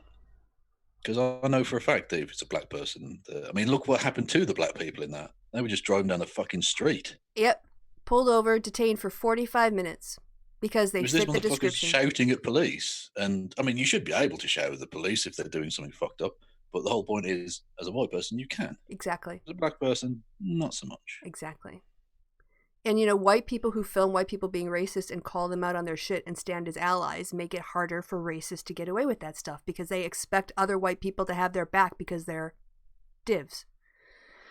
You're white, you must agree with me. Like, don't pull me into your white supremacist bullshit. Yeah, I've heard that before, yeah. You white people say some dumb racist shit. Yeah. And then when you pull them up, they act like, oh. But you're white? What is this madness? You don't agree with this ridiculous bile I'm spewing? Mm-hmm. No, I fucking don't, you prick. Yep. Racists should not feel comfortable in being racist. Exactly. And they're far too comfortable. Yep. And who are they comfortable with? Other white people. And you know why? Because, some people get comfortable, even if they don't agree, they won't speak up. And that's how they continue to say racist stuff and spread their ideas. And they poison their children, and their children spread that poison to other kids they know. And then kids get bullied, and the cycle starts again. So, Yep. All right, we already watched this one, right? Oh, no, I watched this on Sunday, maybe. All right, this is why you can't be part of, she is making the case. Black Lives Matter is also is against homophobia. You can't, so here, she's just going to give her a little explanation. She's replying, someone asked her, wait, so you're telling me that I can't support the Black Lives Matter movement because of what I believe in? I can be homophobic if I want to. So I must not have said it clearly enough for you the first time, so please listen up. You cannot be a supporter of the Black Lives Matter movement and be homophobic. It's point blank, period. The Black Lives Matter movement was made for all black lives. So therefore, you cannot say that you support all black lives, but not the gay ones, not the trans ones, not the bi ones, not the pansexual ones. That's not how this works. So say it with your fucking chest. Say that you are a bigot and say, I only support lives if they are cis and straight. And baby girl, I would not be screaming to the rooftops that you're homophobic. That shit's disgusting and embarrassing and it makes you look stupid and idiotic. So I said what the fuck I said. You cannot be a supporter of Black Lives Matter and be homophobic. I will not say it again. I'm pretty sure I made myself fucking clear. I love her energy. It's just like... Yeah, that's amazing. Yeah. Yep. All right, everyone clear? No questions from my end. I'm clear. Yeah, no, that seems perfectly clear. Yeah. Yep. Oh, okay. Sorry. Like there was a okay. We're not gonna go through this headline. There was a headline that was put out in California where they basically talked about COVID deaths, something else, and cannibalism, all in one tweet. And okay. And people were like, "Can you maybe break the news up into 3 different tweets and not I'm drinking my morning coffee and you're gonna hit me with this all at once?" It is so. I mean, yeah. I won't go over it. It's not graphic or anything. That's kind of the story of 2020. Can you space this shit out a bit? Fuck's sake. Oh yes, there was a child porn charge made and COVID deaths, and somebody was arrested because he was found eating. Yeah, California, man. Oh hey, all right. Switching energy very quickly here. Did you see this? The incel who blew off his own hands trying to make an anti-cheerleader bomb. Or do you have this? Yeah. I don't think I have it, but I saw it. It was a lot of fun. Yeah. Yeah. So, fuck him. Yeah, 23-year-old Virginia man who turned up at a hospital missing his hands and peppered with shrapnel claims he was hurt in a lawnmower accident. That was his excuse.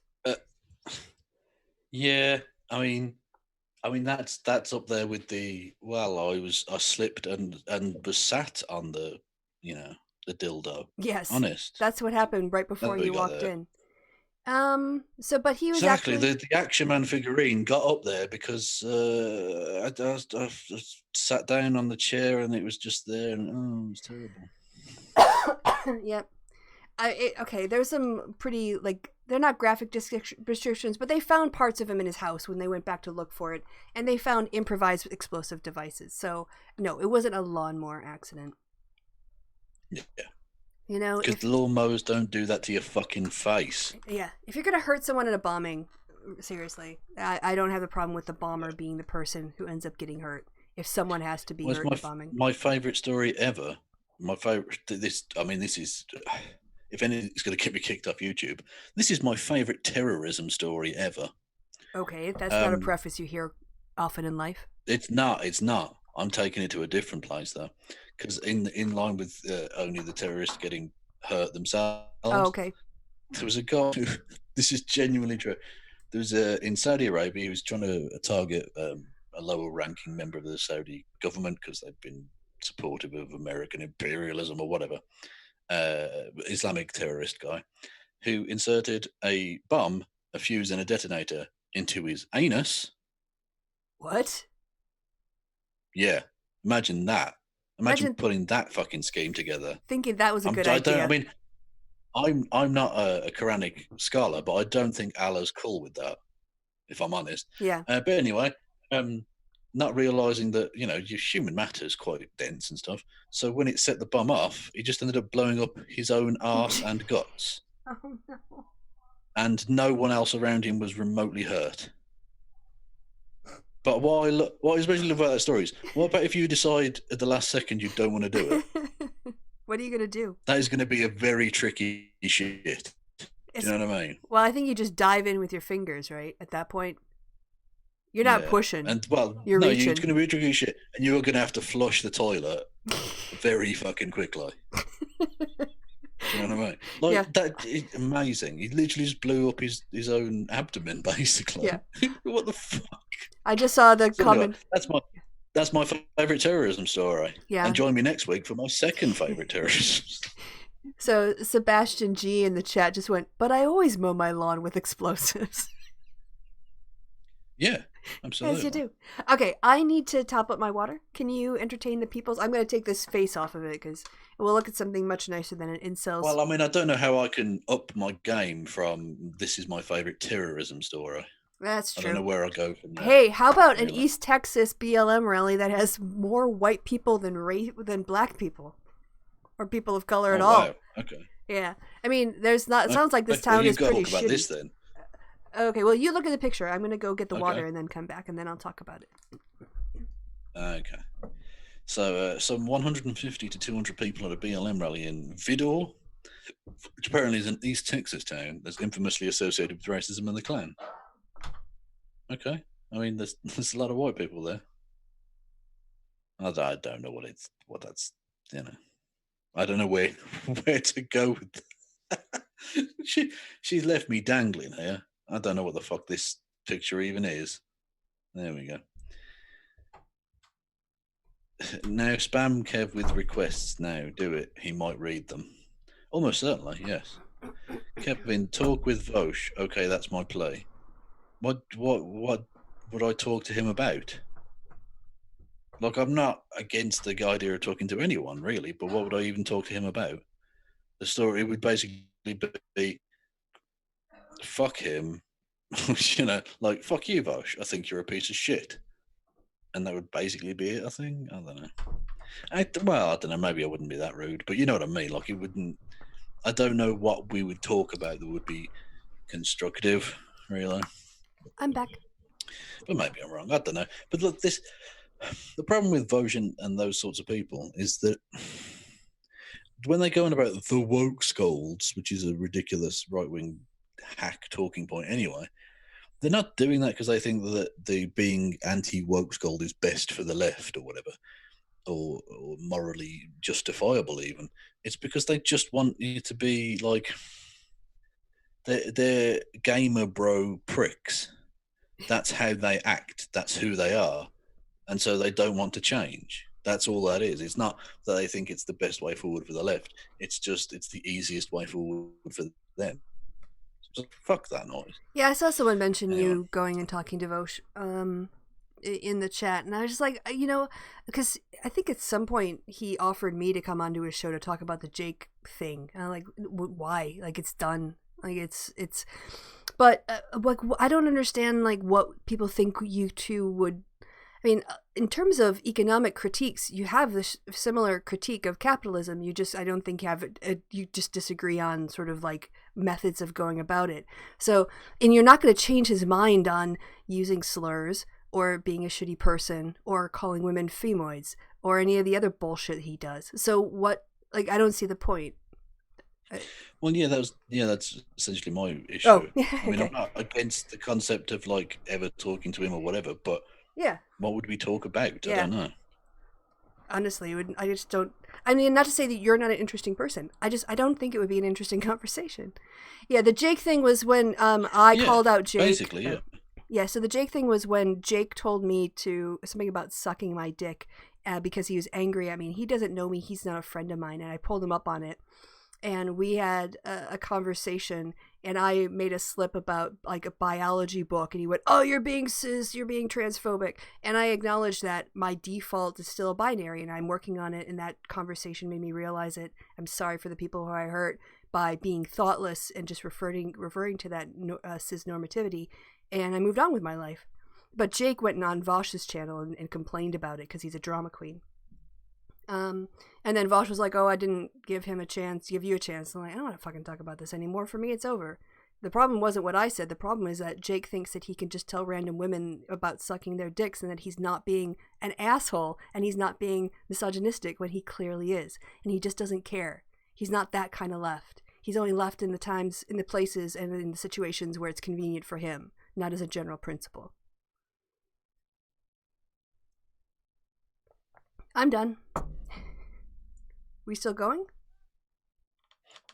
Yeah, no, I just I didn't know what you wanted to. That's it. No, I was just answering a question from the chat. Yeah, that's fair enough. So, what is this picture? What am I supposed to be getting from that picture? Oh, right. So that was East Texas, where there's actually quite a it's infamously associated with racism and the Klan. And people, I think the norm there is a lot of just kind of tolerance of racism, but a small group of people just came out in a Texas town to say Black Lives Matter. And good. Yeah, this kind of again speaks to it's not just an urban phenomenon or a college town phenomenon. It's becoming a rural and a white thing. Not to say it's owned by white people. I'm just saying like the spaces are becoming more like America. White people are stepping up and hopefully being better allies to Black citizens. Yeah. Tony in the chat wants people to stop swearing in their messages because he's the only mod available. You should know what's coming now, Tony. I want everyone in the chat to spam swear words for me, please. Yeah, red flag to the bull. You just totally, yeah. Oh yeah, and I was just my brain melts occasionally during 2020. This was an instant where that was the case. QAnon followers melt down after K-pop takes over their hashtag. So the K-pop people are doing God's work right now. They're really stepping up. Because we talked about how they were taking over the White Lives Matter thing, right? So yes, following the success of hashtag Black Lives Matter and Blackout Tuesday hashtags on Wednesday, 4chan users set out to get their own hashtags White Lives Matter and Whiteout Wednesday trending on Twitter the following morning to spread white supremacist propaganda and cause confusion about protests over the police killing of George Floyd. While those hashtags did trend, the people who clicked on them were more likely to end up with a screen full of K-pop videos than racist tweets about about replacement migration. And then they go on to write, QAnon is an absolutely batshit conspiracy theory that's caught on in right-wing media. At least 50 current or former congressional candidates embrace the conspiracy theory. So, for some reason, they say, K-pop fans decided to start tweeting the popular QAnon hashtag QAnon and hashtag WWGI we go. What does it go? Where we go one, we go all. Yes, yeah. Shorthand for the conspiracy theory slogan. Oh, it's right there if I would have kept fucking reading. Keep reading, Kristi. Understandably, this was more than a little frustrating for the Q-obsessed conspiracy theorists. And hilariously, this resulted in even more conspiracies involving George Soros and Antifa to explain this surge in K-pop tweets. Of course it did. Naturally. Anything that happens, it's George Soros. What are they going to do when George Soros dies? They don't know. Well, presumably they'll just say he didn't die. And he's still secretly pulling the strings behind. Jesus. He's a new Jesus. Yeah, he's there with fucking Elvis and Lord Luke and fucking pulling strings for the Jews. Yeah. So I just love this. Joe M is absolutely losing his damn mind over K-pop stans blitzing QAnon hashtag. He's blaming Soros and calling them Antifa mercs and dancing Asians. Okay, great. Amazing. Dancing Asians. Lovely stuff. Just the fact that the K-pop people were winding up the QAnon people. It's so 2020. It is. It's like a weird digital version of the fucking... do you know that film, The Warriors? Yes. From the 80s, the right? The K-pop stands and the QAnon people and all the rest of it. What fucking timeline are we in? Yeah, the world is... 2020 is like a fucking... It's like a emotional blitzkrieg. Yes. Madness. K-pop fans are Antifa. Yes, they are. They are. K-pop will be the theme tune of the revolution. Yeah. Simple. All right. And that's officially coming from the CEO of Antifa, so I mean, you can take that to the bank. Is there anything that really draws more in an international way on multiple cultures and influences than K-pop? It's, like kind of boy band, but also hip hop and traditional Korean language and music and art and everything else and aesthetic all coming together. You think K-pop fans aren't going to be like, what? Like crazy multicultural and into diversity and respect? So, yeah, an immovable force meets an unstoppable force meets an unmovable object on Twitter. Although I mean, in my traversing the racist internet for my content and all the rest of it, which sounds bad, but hopefully people will know what I mean. I'm an anti-racist, so I look at racist shit online. I've come across some really strange shit. One thing I did not expect was white nationalist reggae. What? Yeah. Whoa. Get your head around that little fucker. No, I can't. I can't get my head around. No, yeah, my head will not bend. Where do you go with that? Yeah. But it's a thing. It happened. It's not very popular, as you imagine. But yeah, there were a couple of bands I came across that were doing white power reggae. You just think, what? That's almost impressive. Like almost impressive. What the fuck? Just steal everything, don't you, white people? Yeah, the other thing I should say is... Yeah, but black people stole the N-word. Black people stole the N-word from the white people, Kristi. God, imagine in 2020 actually thinking that. I mean, obviously she got it from her home. I know. I should always point out, just in case there are new people here, a lot of what I say is meant in a sarcastic sense. Yes. Kevin is the king of sarcasm. And the SJWs. And the SJWs, yeah. And you are the worst person in the world. Yes. The other thing that's happening at a lot of these protests is that they're registering people to vote. I saw an interview with two women who'd set up. They were all at the protest and kind of knew each other and realized they all had the skill set. Like someone brought a table, someone brought chairs, someone knew how to register stuff, someone else knew somebody who could get some forms, and they came together and they registered 200 people in that day. Yeah. So. Well, that's awesome. Yeah. Well, the thing is, generally just a positive thing. Yeah. Yeah. I mean, the protests are fine, but you go home and the protests are over. There's nothing left over if you don't do something like register someone to vote, build a list for organizing action, create a timetable you're going to meet up again, or another project you're going to work on. Otherwise, people go, it's like going to a concert. Yeah, you're there and you do stuff for a while, but then you're going, the experience is over. So this is why in grassroots organizing, the protest is never the point. The protest gets people together to do something else, like register to vote, or sign a petition, or do sign up to do community involvement, that kind of thing. Or throw a statue into a harbour. Yes, that can also be a group project. Well, actually, this was we briefly mentioned earlier Mitt Romney going to a Black Lives Matter thing, and unironically saying Black Lives Matter. You think that's okay? That's cool. It's arguably one of the first things he's ever done. That's cool. But also, if he feels comfortable doing that, has Black Lives Matter reached a certain point? It's reached a kind of critical mass of cultural acceptability that some of their demands or whatever, the things they want to be brought into effect are some of those going to be actually politically actionable in a way they wouldn't have been before if someone as milquetoast shitface as Mitt Romney feels comfortable engaging with that.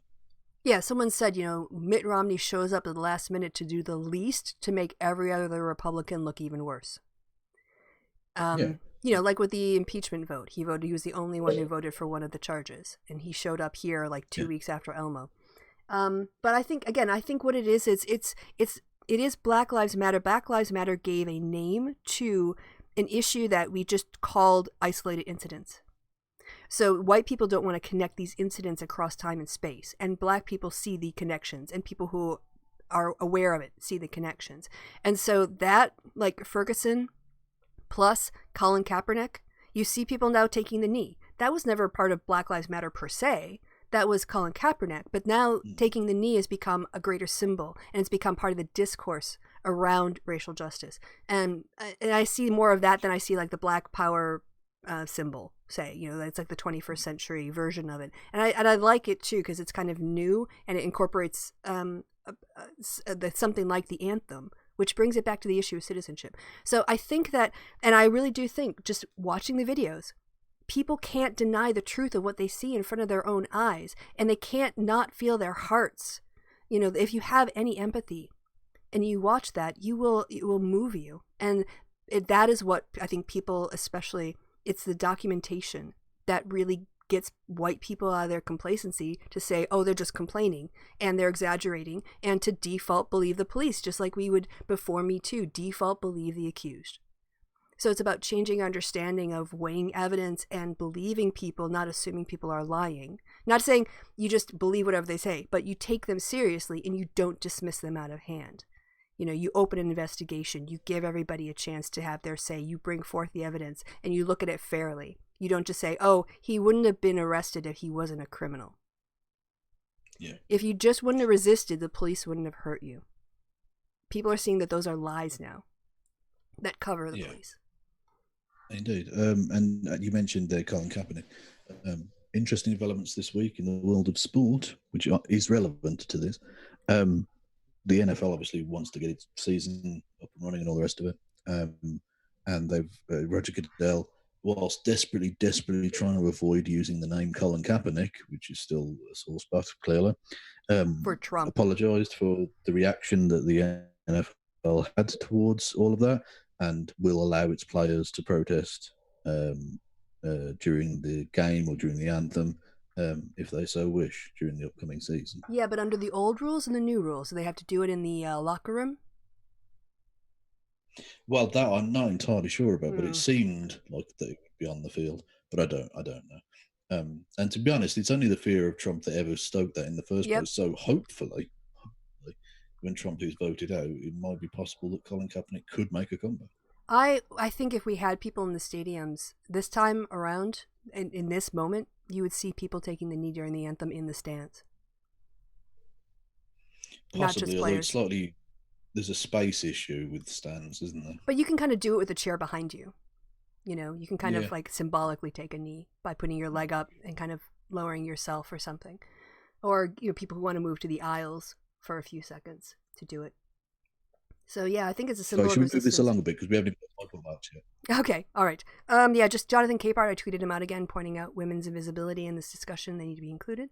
Oh yeah, London protest. They brought out the horses. I hadn't seen that for a while. They did, and one broke free. One dismounted its rider and broke free and was just running down Whitehall. Mm-hmm. That's not great. And I like when Boris Johnson described it as the protests being overtaken by thuggery. And I thought, they usually refer to it as policing, but okay. Yeah. Yep. Fine. Yeah, one officer impaled himself on a traffic light. Yeah. Way to go. Just ridiculous. Some justice. The 2 officers are charged with assault and pushing a 75-year-old activist to the concrete. Yeah, and several of their... Oh, your sound dropped out for some reason. Sorry, yeah. Many of their fellow Are you using the bathroom? Signed. Pardon? Are you using the bathroom? I thought I heard a flush in the back.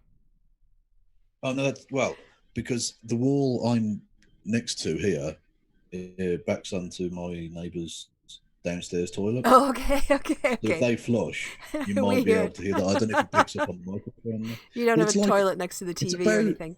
It's about like 5 or 6 feet away, and the wall, however thick the wall is. So does that pick up on the microphone? Well, I just heard it. Oh, okay. Well, it picks up on the microphone. Apologies. If my neighbours or any of their hellish children need... They're not that bad. They're all right. Need to piss and or shit at any point, and they use the downstairs one and flush, then you're going to hear that. That's a thing. Anyway, what was I say? Yes. So 2 pieces of garbage who hospitalised a 75-year-old man. A lot of their fellow officers resigned in like solidarity or whatever, to which you have to say, well, bye, Felicia. Yep. Bye. You're all disqualified. Pretty much. This little drama I found funny. From Wild Gertis. The funniest thing about it is that he calls Ian Miles Chong well respected. So have you seen this? You can go ahead and read it if you haven't. From the Quartering. Well-respected blue checkmark worked as an editor for my website for 2 months. He defrauded me out of hundreds of dollars for an assistant, which I later found out was a random e-girl who didn't do 1 minute of work or give a fuck about him. When discovered, I fired. This man was still... I was so sick, Miles Chong. Oh. Imagine how pathetic you would have to be to take a paycheck from someone who takes a paycheck from the Quartering. Ooh. Yep. Grim. Okay. Oh God, you ready to get teared up? I literally cried at this. I did. I totally cried the first time. Hopefully I won't cry this time. But yeah, this was put out on CNN. Okay. Well, I mean, Wolf Blitzer's changed his look. Yes, he has. He's gone for red. Daddy, Elmo doesn't understand. What's happening? Why are all these people together? Oh, well, they're gathering together to protest. Protest? Elmo doesn't understand. What's a protest? Oh, a protest is when people come together to show they are upset and disagree about something. They want to make others aware of the problem. Through protesting, people are able to share their feelings and work together to make things better. They make signs like this. Oh. Yeah, I'm bringing this sign to the protest at the community center later. Oh. They look upset. Are the protesters sad? They are sad and upset, and they have every right to be, Elmo. People are upset because racism is a huge problem in our country. Racism? What's that? Oh, racism is when people treat other people unfairly because of the way they look or the color of their skin. Elmo's fucking color dumb. Of their skin? Elmo doesn't understand, Daddy. Elmo has friends with different types of skin. No, you don't. And furs, too. So. Black, brown, pink, purple. I know, Elmo, but not all streets are like Sesame Street. I mean, on Sesame Street, we all love and respect one another. Across the country, people of color, especially in the black community, are being treated unfairly because of how they look, their culture, race, and who they are. What we are seeing is people saying enough is enough. They want to end racism. No. I want us to end racism too. I want us everybody to be treated fairly. Yep. Pretty much. I mean, it's that simple. It's literally that simple. The kids understand it, but grown-ups don't. True, but Elmo's an ignorant bastard. He knows nothing. Yep. He has to have everything explained to him. What a dick. Really. I'm only joking. That was amazing. Yeah. It's just, I'm not capable of expressing genuine emotion. It hurts me. So I just deflect through humor. Scream and glare at people. Yep. K-pop stans have already liberated the Trump 20 now more than ever tag. I don't know what's the Trump 20. It's like a Trump 2020 now more than ever. Oh, so the K-pop stands went after that as well. Yep. Oh, they're fucking nice. Oh yeah, so love that. It's just one thing that brings me some joy. Yeah. So this was the study. Today's geography of protests is very different from the 1960s. Then most were held in major cities and on college campuses, and most Americans saw them on the news. I'm quoting from the article. That matters because the closer someone lives to a protest, the more likely it is to change their vote. So it's not predictive, but it is correlated. In a probability. Elmo's lived he's apparently 47. I mean, that's. Yeah. So these. Elmo's playing gone. Elmo's got some skill. What's really fascinating is that these protests are actually broader than the Women's March protests in 2017. There are more protests against police violence and for justice reform than there were for the Women's March, which was like the largest march that people had recorded up until that point. So, this stuff is happening all over the country. And that has a political impact. So it kind of makes me feel better. It gives me a little bit of hope, I guess, what it comes down to. That's cool. Oh yeah, when you get blue is Tory and blue in UK, but it's Dems here. So you get red on red. You're getting a bunch of Republicans just turning their Republican speak against Trump. And it's interesting here in this one. So this was another like Republicans against Trump, Republican voters against Trump group. And they're putting ads up in Michigan, Arizona, Florida, Pennsylvania, and North Carolina, at least. I thought we'd take a look at it because pay attention when they say there's a line in here about it's true or something about that. And look at the picture of the person that they put up in that moment because I think it shows exactly who they're targeting with this ad. So here we go.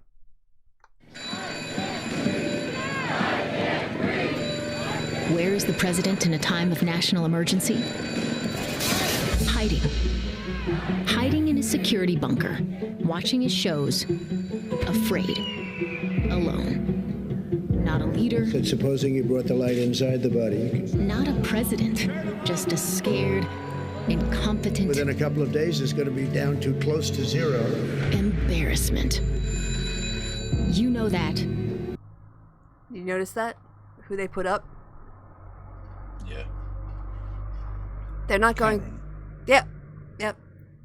They're going for white women's conscience here. I mean, if they pick up some guys along the way, but this is they know that they can swing these voters. So that's who they put up because that's who they want to say, oh, she looks like me. I know that, just like she knows that. You know that. Those who have worked with him know that. The former Defense Secretary James Mattis accusing President Trump of being a threat to the Constitution. Our allies know that. And our enemies know that. Everyone knows that. It's time for a competent president. Let's elect one.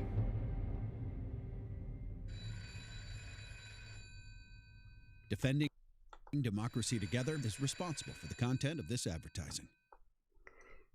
So I get that there's a lot of complaints to be made about the American political system, and I have a long list of grievances, but they can do a pretty damn good ad.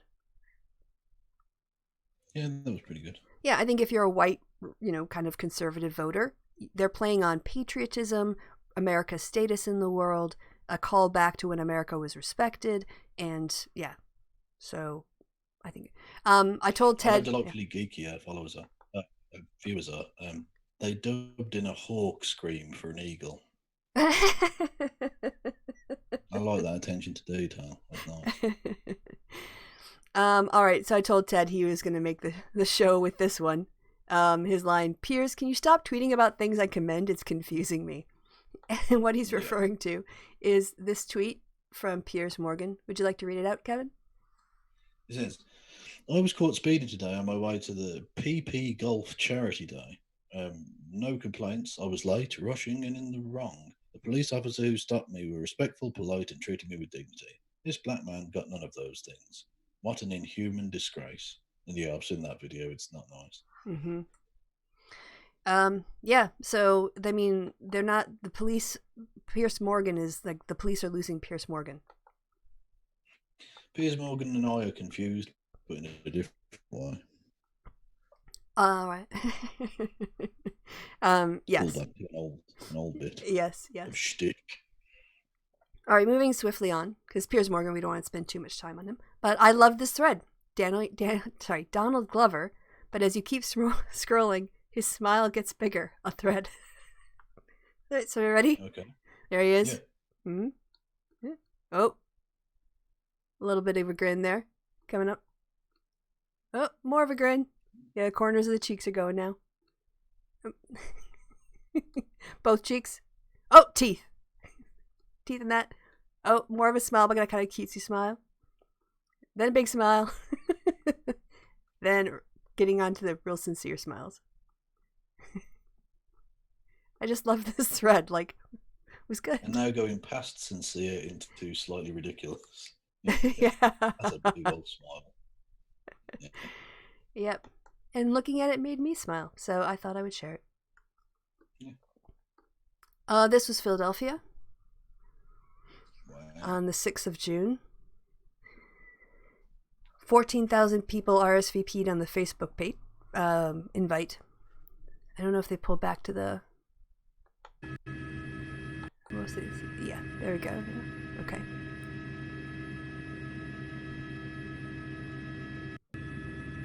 So, yeah. Oh, this is also a more movement in the right direction. Marines got the official order to remove all items featuring the Confederate flag, battle flag, from public areas and workspaces as nationwide protests continued into their 11th day. Yeah. Good. We fucking fought that country, that fake country, and we beat their ass. Why would you celebrate them? Well, I've got this on my one, so if we can circle back to it when it comes up on my one. Okay, sounds good. Just very, we've been going fucking 2 hours. Oh, have we? Okay, yeah. You want to swap now? No, we'll get through it. Okay, because there's one other. Okay, this is positive energy here. I'm gonna. We talked about camera work in a prior video about how to do proper camera work. In this case, this isn't just camera work. If you pay attention to where the camera person, I don't know if it was a man or a woman or a trans person or a non-binary person or whatever, but think about where they have to stand to get the shot that they have to get relative to what I'm about to show you. Okay? Because you realize that you're not just watching a person dance, you're watching a dance, you just can't see the other partner. Okay? So, I don't know if you've seen this video or not, Kevin, but someone circulated this. It's definitely the UK that this is taking place in. But this also made me really, really smile. The river.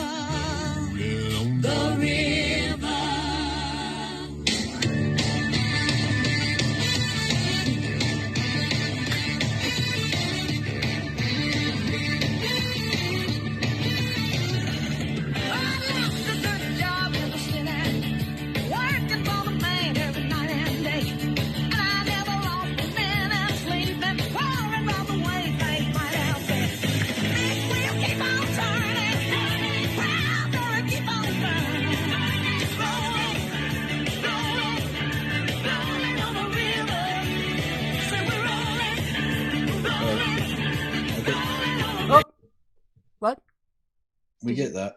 Okay. I'm just worried about last time with the copyright. Yeah, you want to pause it for a second? Well, I think we've seen enough. Okay. Unless there's something spectacular going on. No, but it is pretty amazing. And the camera work on that too. It is. No, that's impressive. Yeah.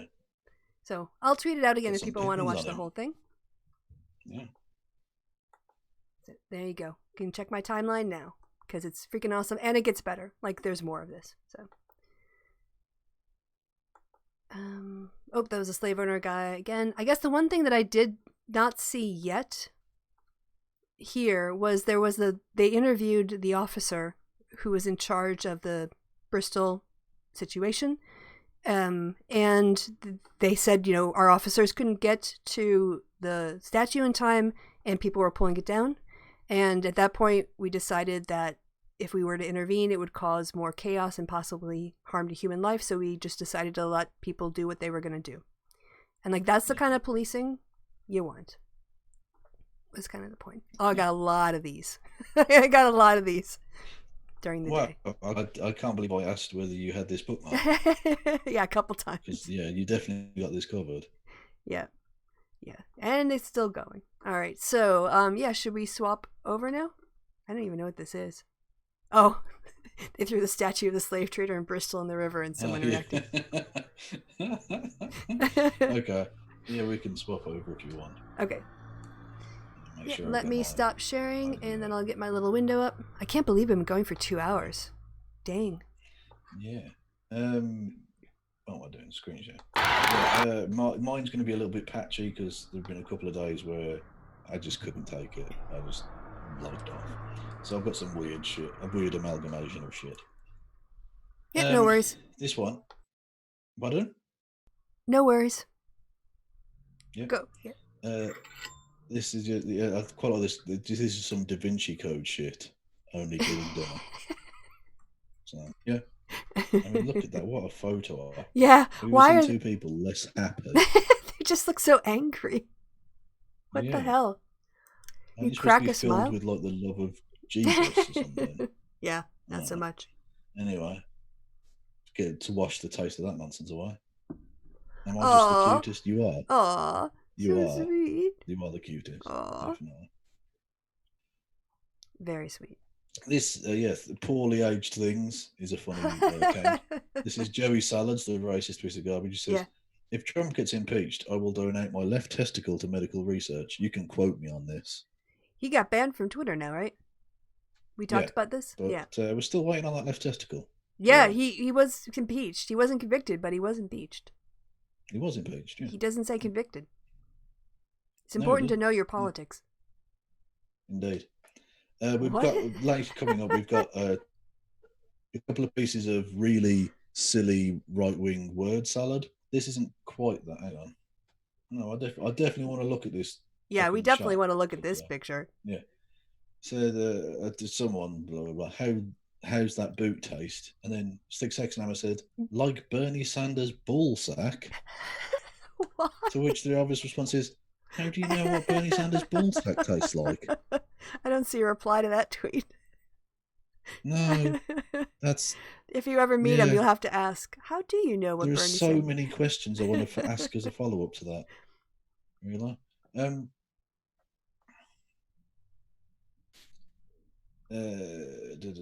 Yeah, this was just false reporting from the Murdoch press. Looters swiped 4 million worth of watches from Soho Rolex stores. It wasn't that at all. Really? God. The real story was the police completely of the looting. It was nonsense. So just typical thing there. Right-wing media. Yeah. I don't know why I put this in again, because the Meghan McCain thing, she wasn't even... a follow-up to the thing from last time, where we talked about Meghan McCain saying, the outside our buildings are absolute lot of shit. It's like a war zone, blah, blah, blah. Yeah, and her neighbor's like, I live in the same fucking building, it's fine. Exactly. Yeah, and but she said here, literally, I am 6 months pregnant. A gossip organisation is about to run a story on me where me and my family are currently.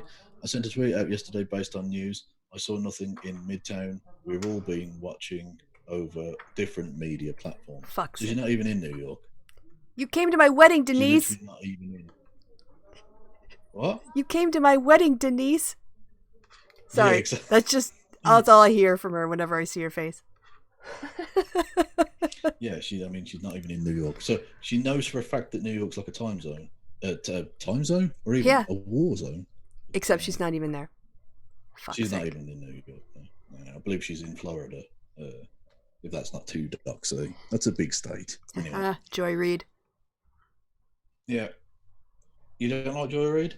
No, I watch her AM show. She's got a weekend show. Oh, okay. So Virginia governor plans to order the removal of the monument to Confederate General Robert E. Lee in Richmond. Good. Which is awesome. And then Joy Reid says, and with that, Robert E. Lee loses the Civil War twice. Yes. To which I have to say, well done, Joy. You managed to murder him in death in a way that unfortunately the US government didn't do whilst he was alive. Yeah. Anyhow, the Trump administration just asked the Supreme Court to make it legal to ban same-sex couples from adopting. Fucking hell. And someone says, hey, June, where's your God now? Yeah, her astute political analysis. Oh, wait. She doesn't know what the fuck she's talking about. Talking. And on my Sunday show, I made the point that both she and Skeptic are managing to be sort of anti-police without having any racial framing to it. It's all sort of like white libertarian anti-government kind of framing. Yeah, exactly. It's oh, I don't like being told to do stuff. Oh, God. Yeah. Anyway, that's the story. The same-sex couples from adopting. Yeah. Yeah, because all those right-wing hacks that said, "Oh, they're not going to be bad for gay people. He doesn't hate gay people." Load of shit. Yeah, I don't know if you saw it, but Vadim asked Greg, Armored Skeptic, to take down his BLM video because he said there's a bunch of misinformation in here and you should take it down because it's spreading misinformation. And then Greg tweeted out, someone brought to my attention this old video. I'm leaving it up because even though it's got some stuff in it that's incorrect, I think there's a lot of good points in it too. He's not racially aware. He doesn't care about Black Lives Matter as a movement. No. At all. So don't tell me that he's left the skeptic sphere. He's just rebranded as a sort of anti-government white populist like June. Yeah. The aforementioned Robert E. Lee statue in Richmond. Someone projected BLM on the face of Floyd and all the rest of it. Yep. I thought that was just a nice image. Mm-hmm. The return of Peacoat.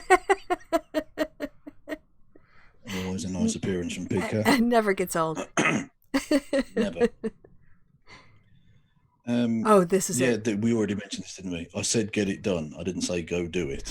Which is, I mean, trying to gaslight people when you've just revealed the truth in the same sentence is a remarkable level of nonsense. Well done. Yep.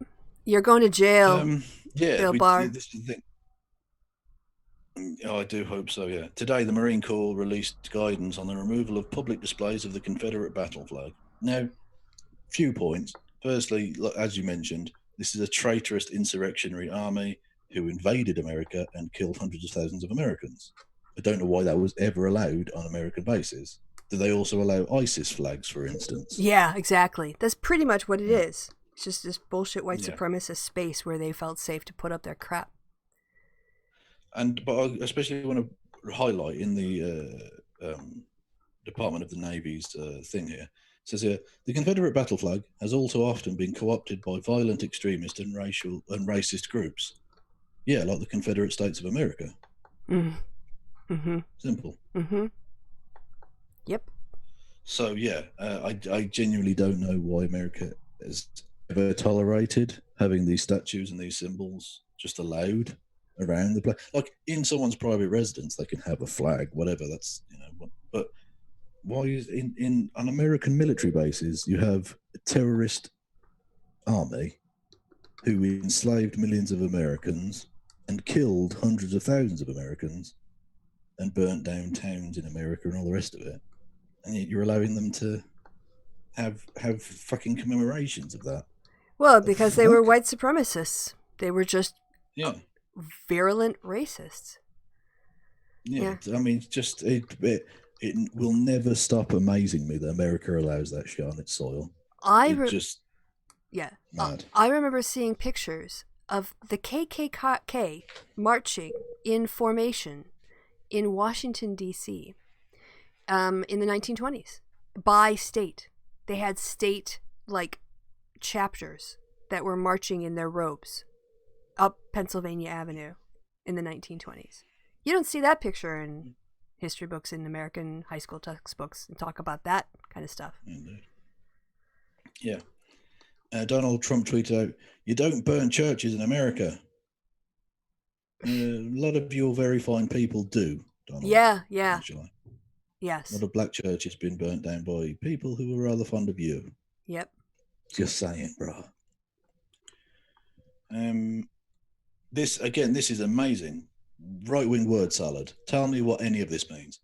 Whites generally hate communism, hence the anti-white slander racism was invented by communists to destroy whites. I don't. I don't know what that means, Stefan. You've got legit no that's idea. gobbledygook.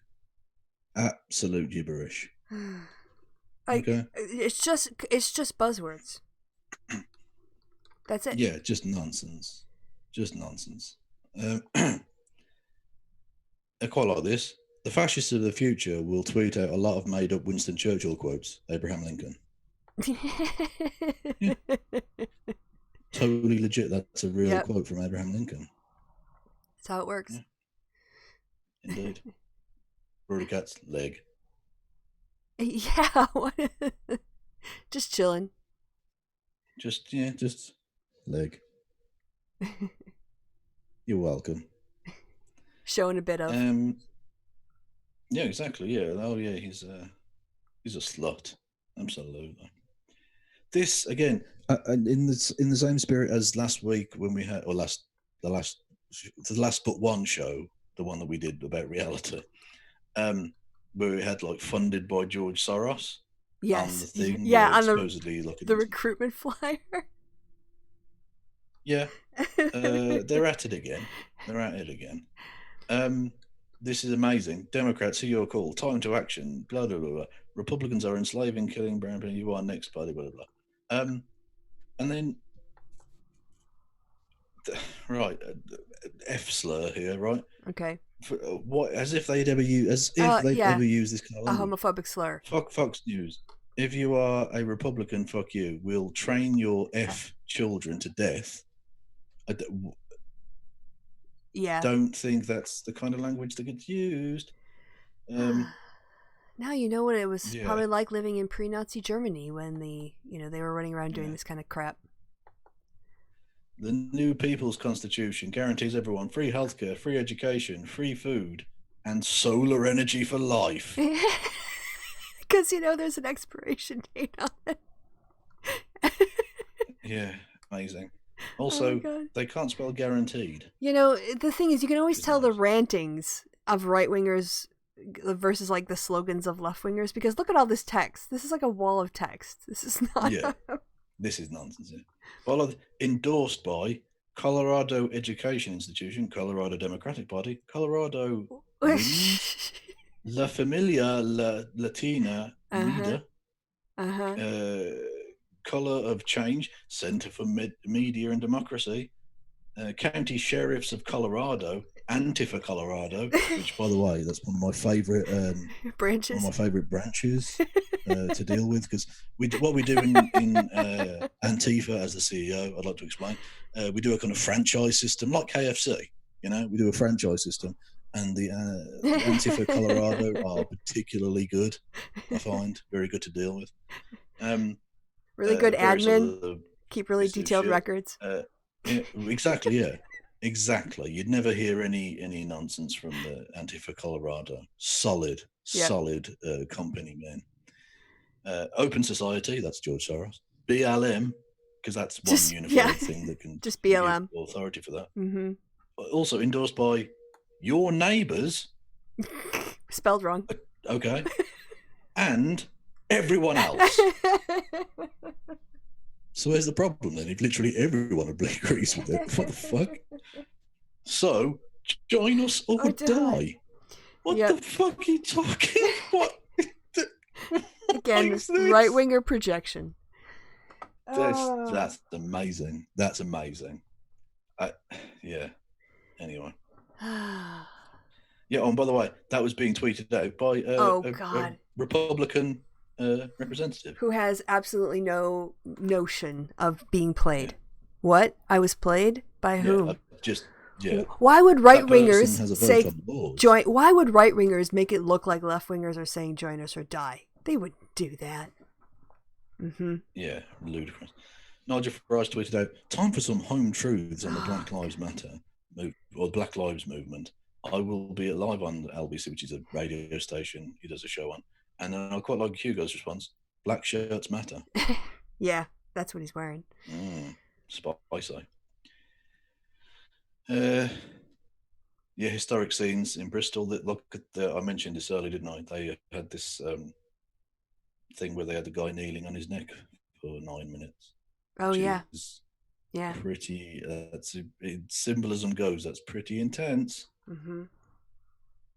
Also, I quite like Trump is a waste man. Yes, that's good. It's a very British urban slang expression. I will have to call him out. He probably should have done red then white then blue as opposed to blue then white then red, just because that's how we call it. We refer to it as the red, white, and blue. But that's okay. That's like a cultural just gap. But we understand where he's going with that.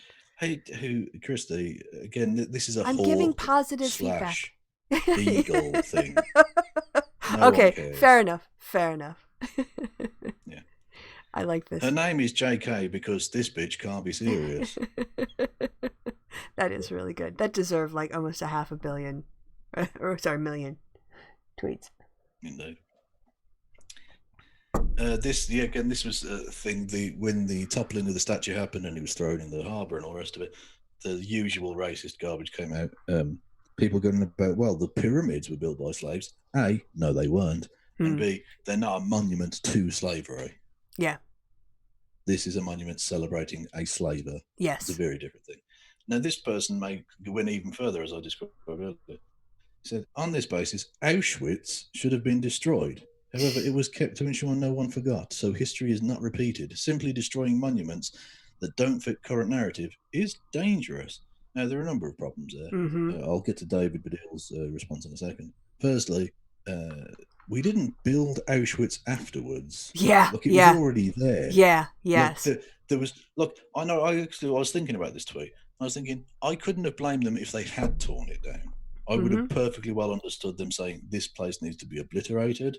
Yeah. This place does not need to be on the earth anymore. I could have understood that completely, but they kept it, and it's like this hugely. And they flipped the narrative. They turned it. Yeah. Yeah, they turned it into a thing for education. Mm-hmm. Yeah. So so there's all that. Also, David Baddiel just makes the very good point. This is not a correct comparison. Auschwitz is a memorial, a commemoration of the powerless. The slave trade, a statue, a celebration of power. Yeah. Precisely. Aww. And then, just some... emotional change. Yeah.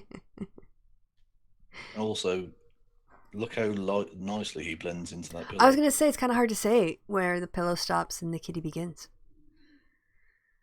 They are as one. They bonded. I am the CEO of Antifa. It has been decided. All right. In case you hadn't got that message so far. Right. It's been decided. CEO, Antifa. Indeed. The comparison of during the 2019 general election, Boris Johnson, we've got an oven-ready Brexit deal. This is a great Brexit deal, blah, blah, blah, blah. Fast forward to literally the other day, Boris wants to fix unfair Brexit deal. God, the incompetence. Ever get the feeling you're being played, Brexiteers? And allowing us to get played in the process. Oh God, what is this one coming up? Well, before we get to that silly one, this is actually a really serious one. Okay. Which I won't take you through the whole thing, but there's a long thread if you want to go. I'll retweet it out now. This is from Professor Kate Williams, who was originally from Birmingham, but don't let that hold it against her. She says, people who say authorities should have taken down the statue after discussion. Yes, but it isn't happening. Bristol's been debating Edward Colston for years and wasn't getting anywhere. In 2018, it was agreed that the statue would bear a plaque noting his involvement in slavery, but then it proved impossible to find a wording that everyone accepted, and they go on and on. Yeah, basically, the Tories were dragging their feet on it, and it was never going to get anywhere. So people took action. Yep. Also, the Colston Hall is now being renamed as well, which was like a major music venue. There's lots of music acts refuse to play there, which is a bit of a problem for a music venue, really. Yep. So again, good stuff. That's Mark Dice with this lovely old woman absolutely rinsing him. She's like about fucking 80 or something. With police now I'll click on this and show you, right? It's amazing. Yeah. Dr. Fauci scolded the protesters for spreading the coronavirus, or is he afraid to get called racist? And she just tweets to him a picture with police com on the thing. That's amazing. Oh my god, she is my spirit animal. This is who I want to grow up to be. She's amazing. But what I really love is that she then follows it up and tells us she tweeted that out, and he blocked her. He blocked this old woman because of that. But yeah, it goes on about snowflakes. Oh, there you go. She's 77. Yeah, she doesn't give a fuck anymore. He couldn't stand up to a 77-year-old. Yeah. It's not like she's going to lose her job for that. No. This is Paul Joseph Watson. I'll do it in the appropriate voice. Tories need to introduce immediate long-term prison sentences for violent rioters. They have the numbers, or are they going to continue to tweet "wash your hands" while giant mobs deface our capital city? To which Mike Stutchbury quite rightly points out, right, so he wasn't here to warn us of the coming surveillance state. It turns out this bootlicker was an advocate for the prison industrial complex. Mask off. A lot of masks coming off. Like Tim Pool. Do you have Tim Pool coming up? I don't. What did he say? He's thinking about voting for Trump. Oh, no. Well, I am surprised. And do you know whose show he went on to reveal that spicy, surprising, not take? Adolf Hitler. Well, Steven Crowder. Close. Yeah, this. Yeah, the K-pop people are taking on 4chan. I love this.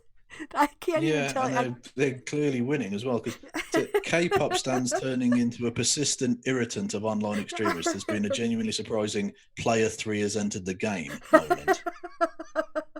Yeah, I didn't see it coming. 2020 is a barrel of surprises. Oh, I mean, 4chan, white supremacists did not have a plan for this. They have no contingency. They don't know how to deal with the K-pop crowd. They don't know what to do with these stands. Yeah, I didn't realize the K-pop crowd had such power and energy to them.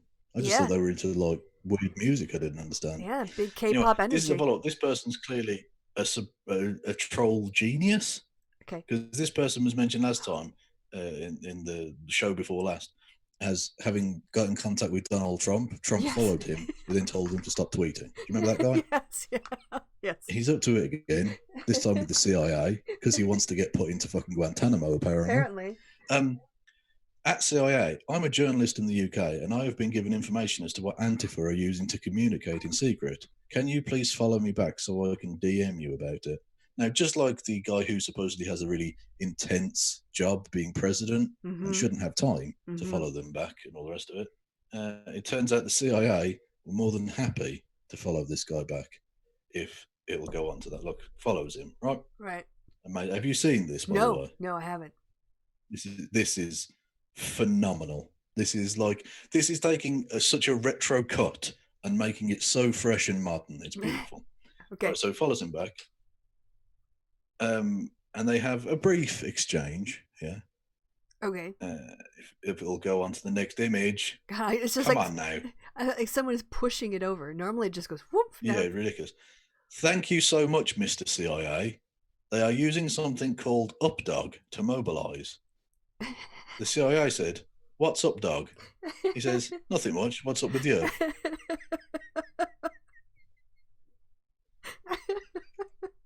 Amazing. That as if they fell for that old one. Jeez. CIA blocked them. Thin skins over the CIA. So that man's a super troll who's trolling every powerful motherfucker. It's almost like he wants to get tortured. Anyway, yeah, I didn't expect Ice Cube to step in. Yeah. Yeah, it's about the Bristol thing. He says one hood. Pan-Africanism, Which is nice, right? but I mean, I've never heard Bristol described as the hood before. But okay, I get his message. Wait, am I getting these wrong? Is Pan-Africanism or is it? I can't. There are two different kind of thought sets anyway. But the idea that everyone from Africa is a community. Yeah. Like wherever you live, because you were taken from your country. So, it's Yeah. Yep. Okay, but you know what I mean. It's just Bristol. Bristol's not hood. Well, yeah, I think that's why I was assuming it's a reference to that idea that there is. Oh yeah, absolutely. Look, I think it's a perfectly good message to put out there and broadcasting it more widely. Yep. Awesome. Yeah. Charlie Kirk says the Republican Party freed the slaves. TMM. Go to a Klan rally today and ask them which party they vote for. Thank you. Yes. Fair point, well made. I'm stealing that, by the way.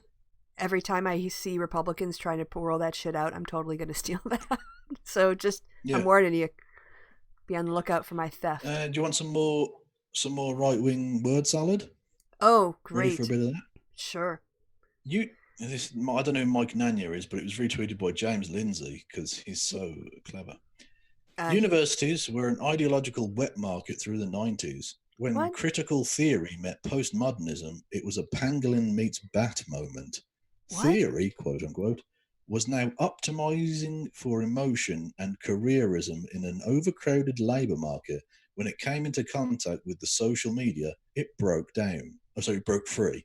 What a complete load of crap. Honestly. What does that mean? Yeah, I like the science holding. Literally wrote. Yeah. Imagine writing this and being proud of it. Yeah, fair point. Like postmodernism and critical theories deal with evidence. It's critical. It's looking at it with critique.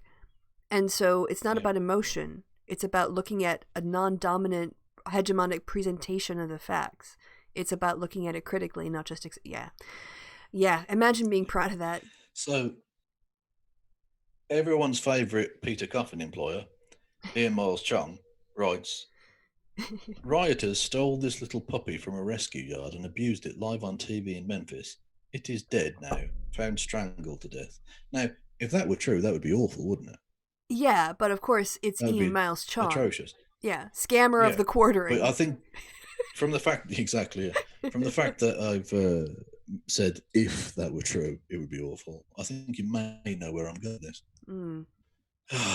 We'll wait for the fucking boulder. Let's just say I'm skeptical of any time he writes or says anything. So, oh, by the way, do you want to read what Rational Discourse has written while we wait for the? Ian lied about a guy killing a dog, incited people to bounty hunt him, and threaten the guy's life. The dog is alive, and Ian hasn't deleted any of these. Yeah. And then underneath that. Oh, your page is bookmarks. unresponsive. Do you have to refresh it? Very possibly. This could take let's hours. all watch you do that. No, I'm going to stop sharing. Okay. Well, actually, I've got something to fill the time. I mean, do you want to come back to this, or are we okay to? Or you want to keep going? I think I've still got 1 or 2 bits. Okay. Well, then, while that's refreshing, I'm going to put up this. Do you remember the Cardi B coronavirus bop that came out in March? Coronavirus. Oh, yes. Right? All right. Well, that same DJ has brought out another piece that kind of was caught fire on the internet. And I thought it was quite interesting. So, I'm not going to say too much about it. I'm just going to hit play. It's called Lose Your Job. All right. By this woman, and I do you want to share with me? Oh, sorry. So yes, there's so many things to remember to do during a live show. I had to find the video, and okay, still sharing sound. Now you can see, correct? Yes. All right. So, why is my Windows light flashing? I don't know, but I will stop it. Okay. Here we go. Why are you detaining me? You about to lose your job. You about to lose your job. Get this dance. You about to lose your job because you are detaining me for nothing. You about to lose your job. You about to lose your job. Get this dance. You about to lose your job. Oh my goodness.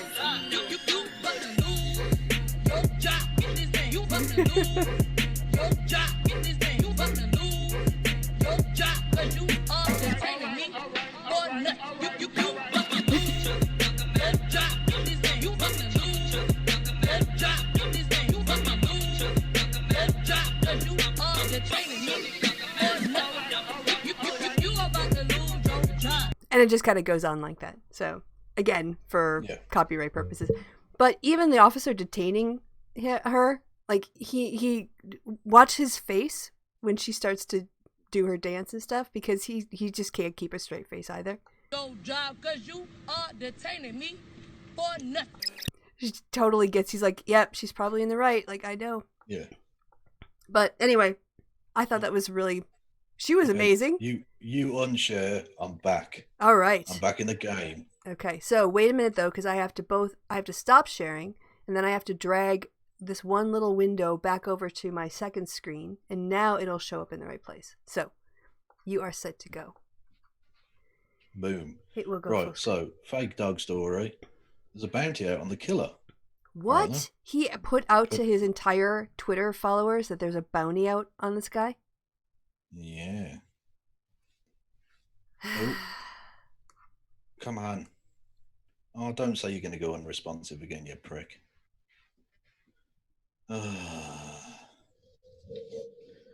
So he works all right for a bit, and then he decides to turn into dog shit. I saw it move slightly. I don't care. Anyway. Okay. You can see it there. The story. Yeah. The puppy at the centre of controversial viral video is alive. How are those tweets still up? Yeah, and he's still putting them up. I hope that guy, what was whoever, his third one? He named someone for that? Yeah, look, Miles Chung literally sent out a gif of shooting in response to that. He is such a piece of shit. How is he allowed on Twitter, and how is he a blue check mark? Yeah. Yeah. Who's making pride edits of the gun girl? I don't know. But thank you. Whoever they are, you're a genius. Lovely stuff. This one, historical shots fired. Well, so someone accurate. Someone actually put this. Churchill was a racist. He was, by the way. Yeah, he was. To which this person responds, this Antonello Guerrera says, "Man who defeated Hitler and Nazism." To which Aaron Bastani says, "Antonello, this is a statue of Winston Churchill, not General Zhukov." Boom. History slam. Anyway. Yeah, I interrupt? Go for it. Yeah.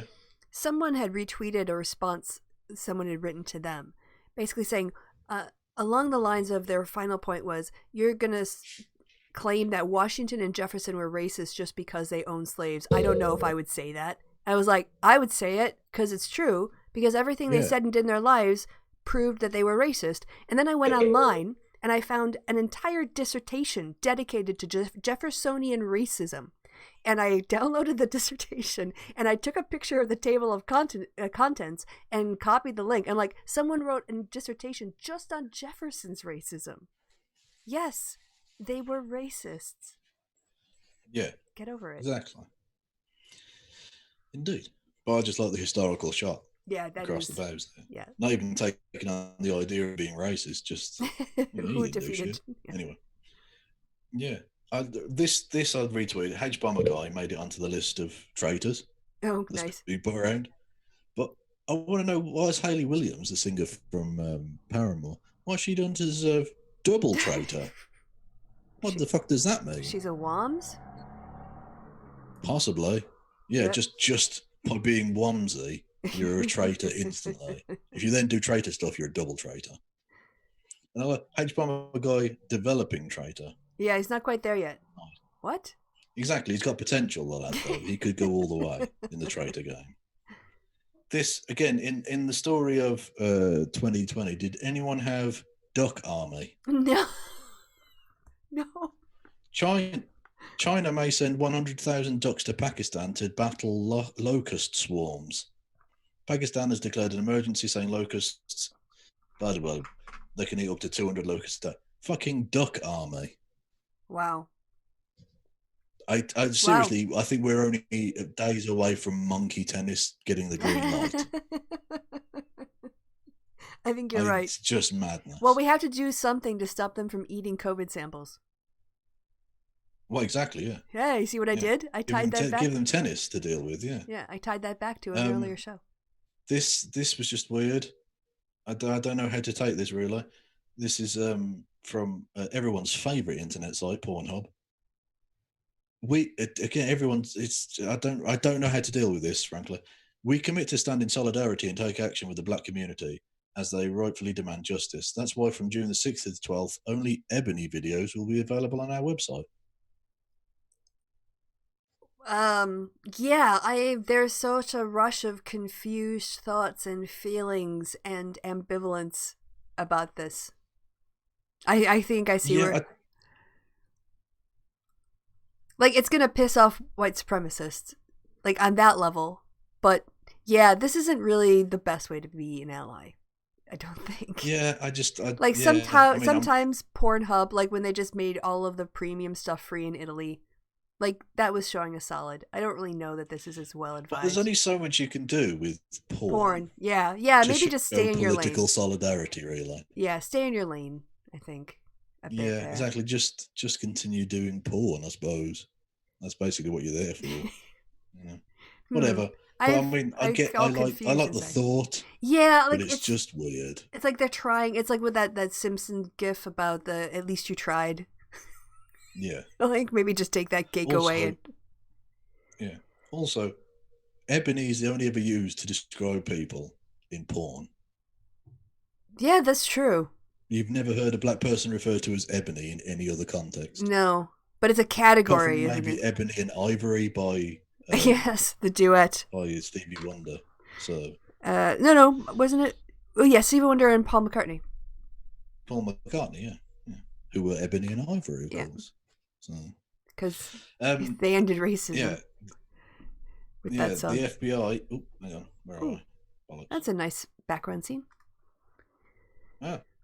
There we go. The FBI, the Justice Department's rhetoric focuses on Antifa. Its indictments definitely don't. An FBI document indicates that the Bureau had no intelligence indicating Antifa involvement / presence at the protests in Washington. The Bureau did, however, identify calls, possibly online, for far-right provocateurs to attack federal agents. Yeah, and guess who was getting busted with weapons? It wasn't Antifa.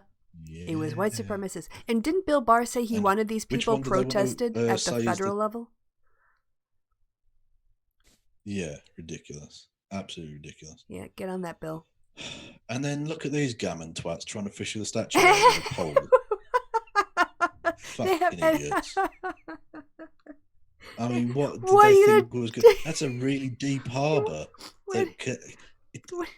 Unless you've got scuba gear or something, what the fuck did you think was going to happen? Even if you did, it took 4 people just to roll it when it was on its side. How are you going to pull it up when it's waterlogged and probably in mud with a pole? What more? Just idiots. Let's go and just put a stick on it. So, yeah. Maybe it's magnetic. They can just pull it up via the pole's magnetism. Dickheads. Anyway, so I'm done there. That's me. That's my nonsense. All right, well, that's fair enough. I think we've, like you said, end on a funny one. Yes, and we were, as we said, constipated with tweets because we had so many for so long. So, oh man, fishing it out with a stick. What the fuck were they thinking? Amazing.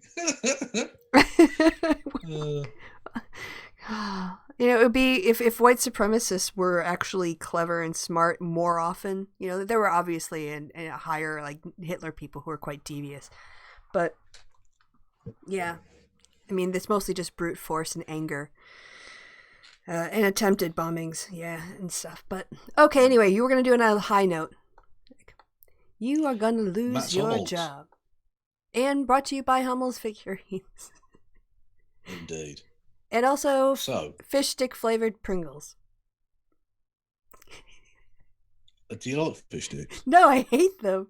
But for some reason, I was reminded of them because I was That thinking of must be- random things to advertise. I think there was a time here. Sorry, go ahead. There's a lag, so go ahead. No, go on. No, I was just going to do a silly joke. Go on. Oh, well, I was going to do a silly... Well, it was a callback, really. There was a time I was eating Pringles here on the show, and you were kind of winding me up for being an American eating Pringles. But I just put lotion on my hands, and it smelled like... It was bad. It was supposed to be unscented, but it smelled like fish. And then every time I ate the Pringles, it smelled like fish Pringles. And it was really gross. And then I think it was Dana Portdell in the chat who was like, don't give them ideas, Kristi. They'll make that shit. So... Oh, yeah. No doubt they will. Indeed. Yeah. So what have you got coming up on your channel, Kristi? Well, I think it's more important to talk about what I did on Sunday because I had a discussion about what white people can do to end racism. And it doesn't involve marching or protests or writing emails or even voting. It's about the harder work that needs to be done, which isn't externalizing all of the problems because changing laws doesn't change minds or hearts. It's about committing personally to making your personal interactions and your personal space, your social space, anti-racist. Not just not racist or roll your eye, but actively speak up and be a white ally in the spaces where there are no people of color. And even when there are people of color, that's not their job. It's our job because it's our community and it's our culture that's perpetuating this. So it was about that talk. Okay. So please go watch that. Yeah, I thought it was pretty good stuff. So I would shout that out if people want to go watch that. So you can go and watch that over on Kristi's channel. And one other thing. I'm thinking about starting a little book club. I don't even know how far in the book we're going to get because it's kind of heavy going. But I am going to do a book club on the social construction of reality by Berger and Luckman. And we're going to talk about how social constructs come into being. And it was the very first book that dealt with these concepts. And so they have to explain in a step-by-step way how social constructs could theoretically be formed in a society with some thought experiments. Like the state of nature is a thought experiment. There was never an actual state of nature where people go, hey, one day we're going to stop being in the state of nature. So because I think a lot of people use a term or don't understand it correctly or feel like they can't explain it properly. And this book is one of the, like the foundational texts on social constructionism. So I'll be doing that too. Awesome. I look forward to that. Also, I saw that Kristiosity and Hank were in the chat and I just wanted to say hi to them if they're still around, but probably not because it's late. We've been going for a while. And I wanted to ask you a question. Did you watch the video of Little Dicky of the song that we watched after I sent you the clips? No. Okay, then we're going to watch that after the show. And we're going to watch that after the show. Okay. So that's what I'm doing after. We can do that. Okay. Okay, cool. So yeah, all of that, the thing that Kristi said. Yep. I was listening. I was. There's football in the background. Go and watch her stuff, and look forward to the book club. And hello to Kristiosity and Hank. But not Rory Cats, because you're not really Rory Cats. You're a person pretending to be Rory Cats. And thanks to Tony I don't know who you are, but I will find you. I have a certain set of skills. And thanks to Tony for moderating all the swear words. Thank you. Yeah. Fuck you, Tony. Yeah. Yep. Oh, hey, Utah Oddcast. People have clipped his song about going to jail as a video on YouTube, so you can see it there. So it's a song from his show. It's not a new song. No new album yet. I am also waiting. So. Indeed. So, on that bombshell, it's not a bombshell remotely, but thank you for listening and watching. I've been the CEO of Antifa. Goodbye from me. And the worst person in the world. What? Worst person in the world. Say goodbye, worst person in the world. Goodbye, worst person in the world. She did a bit.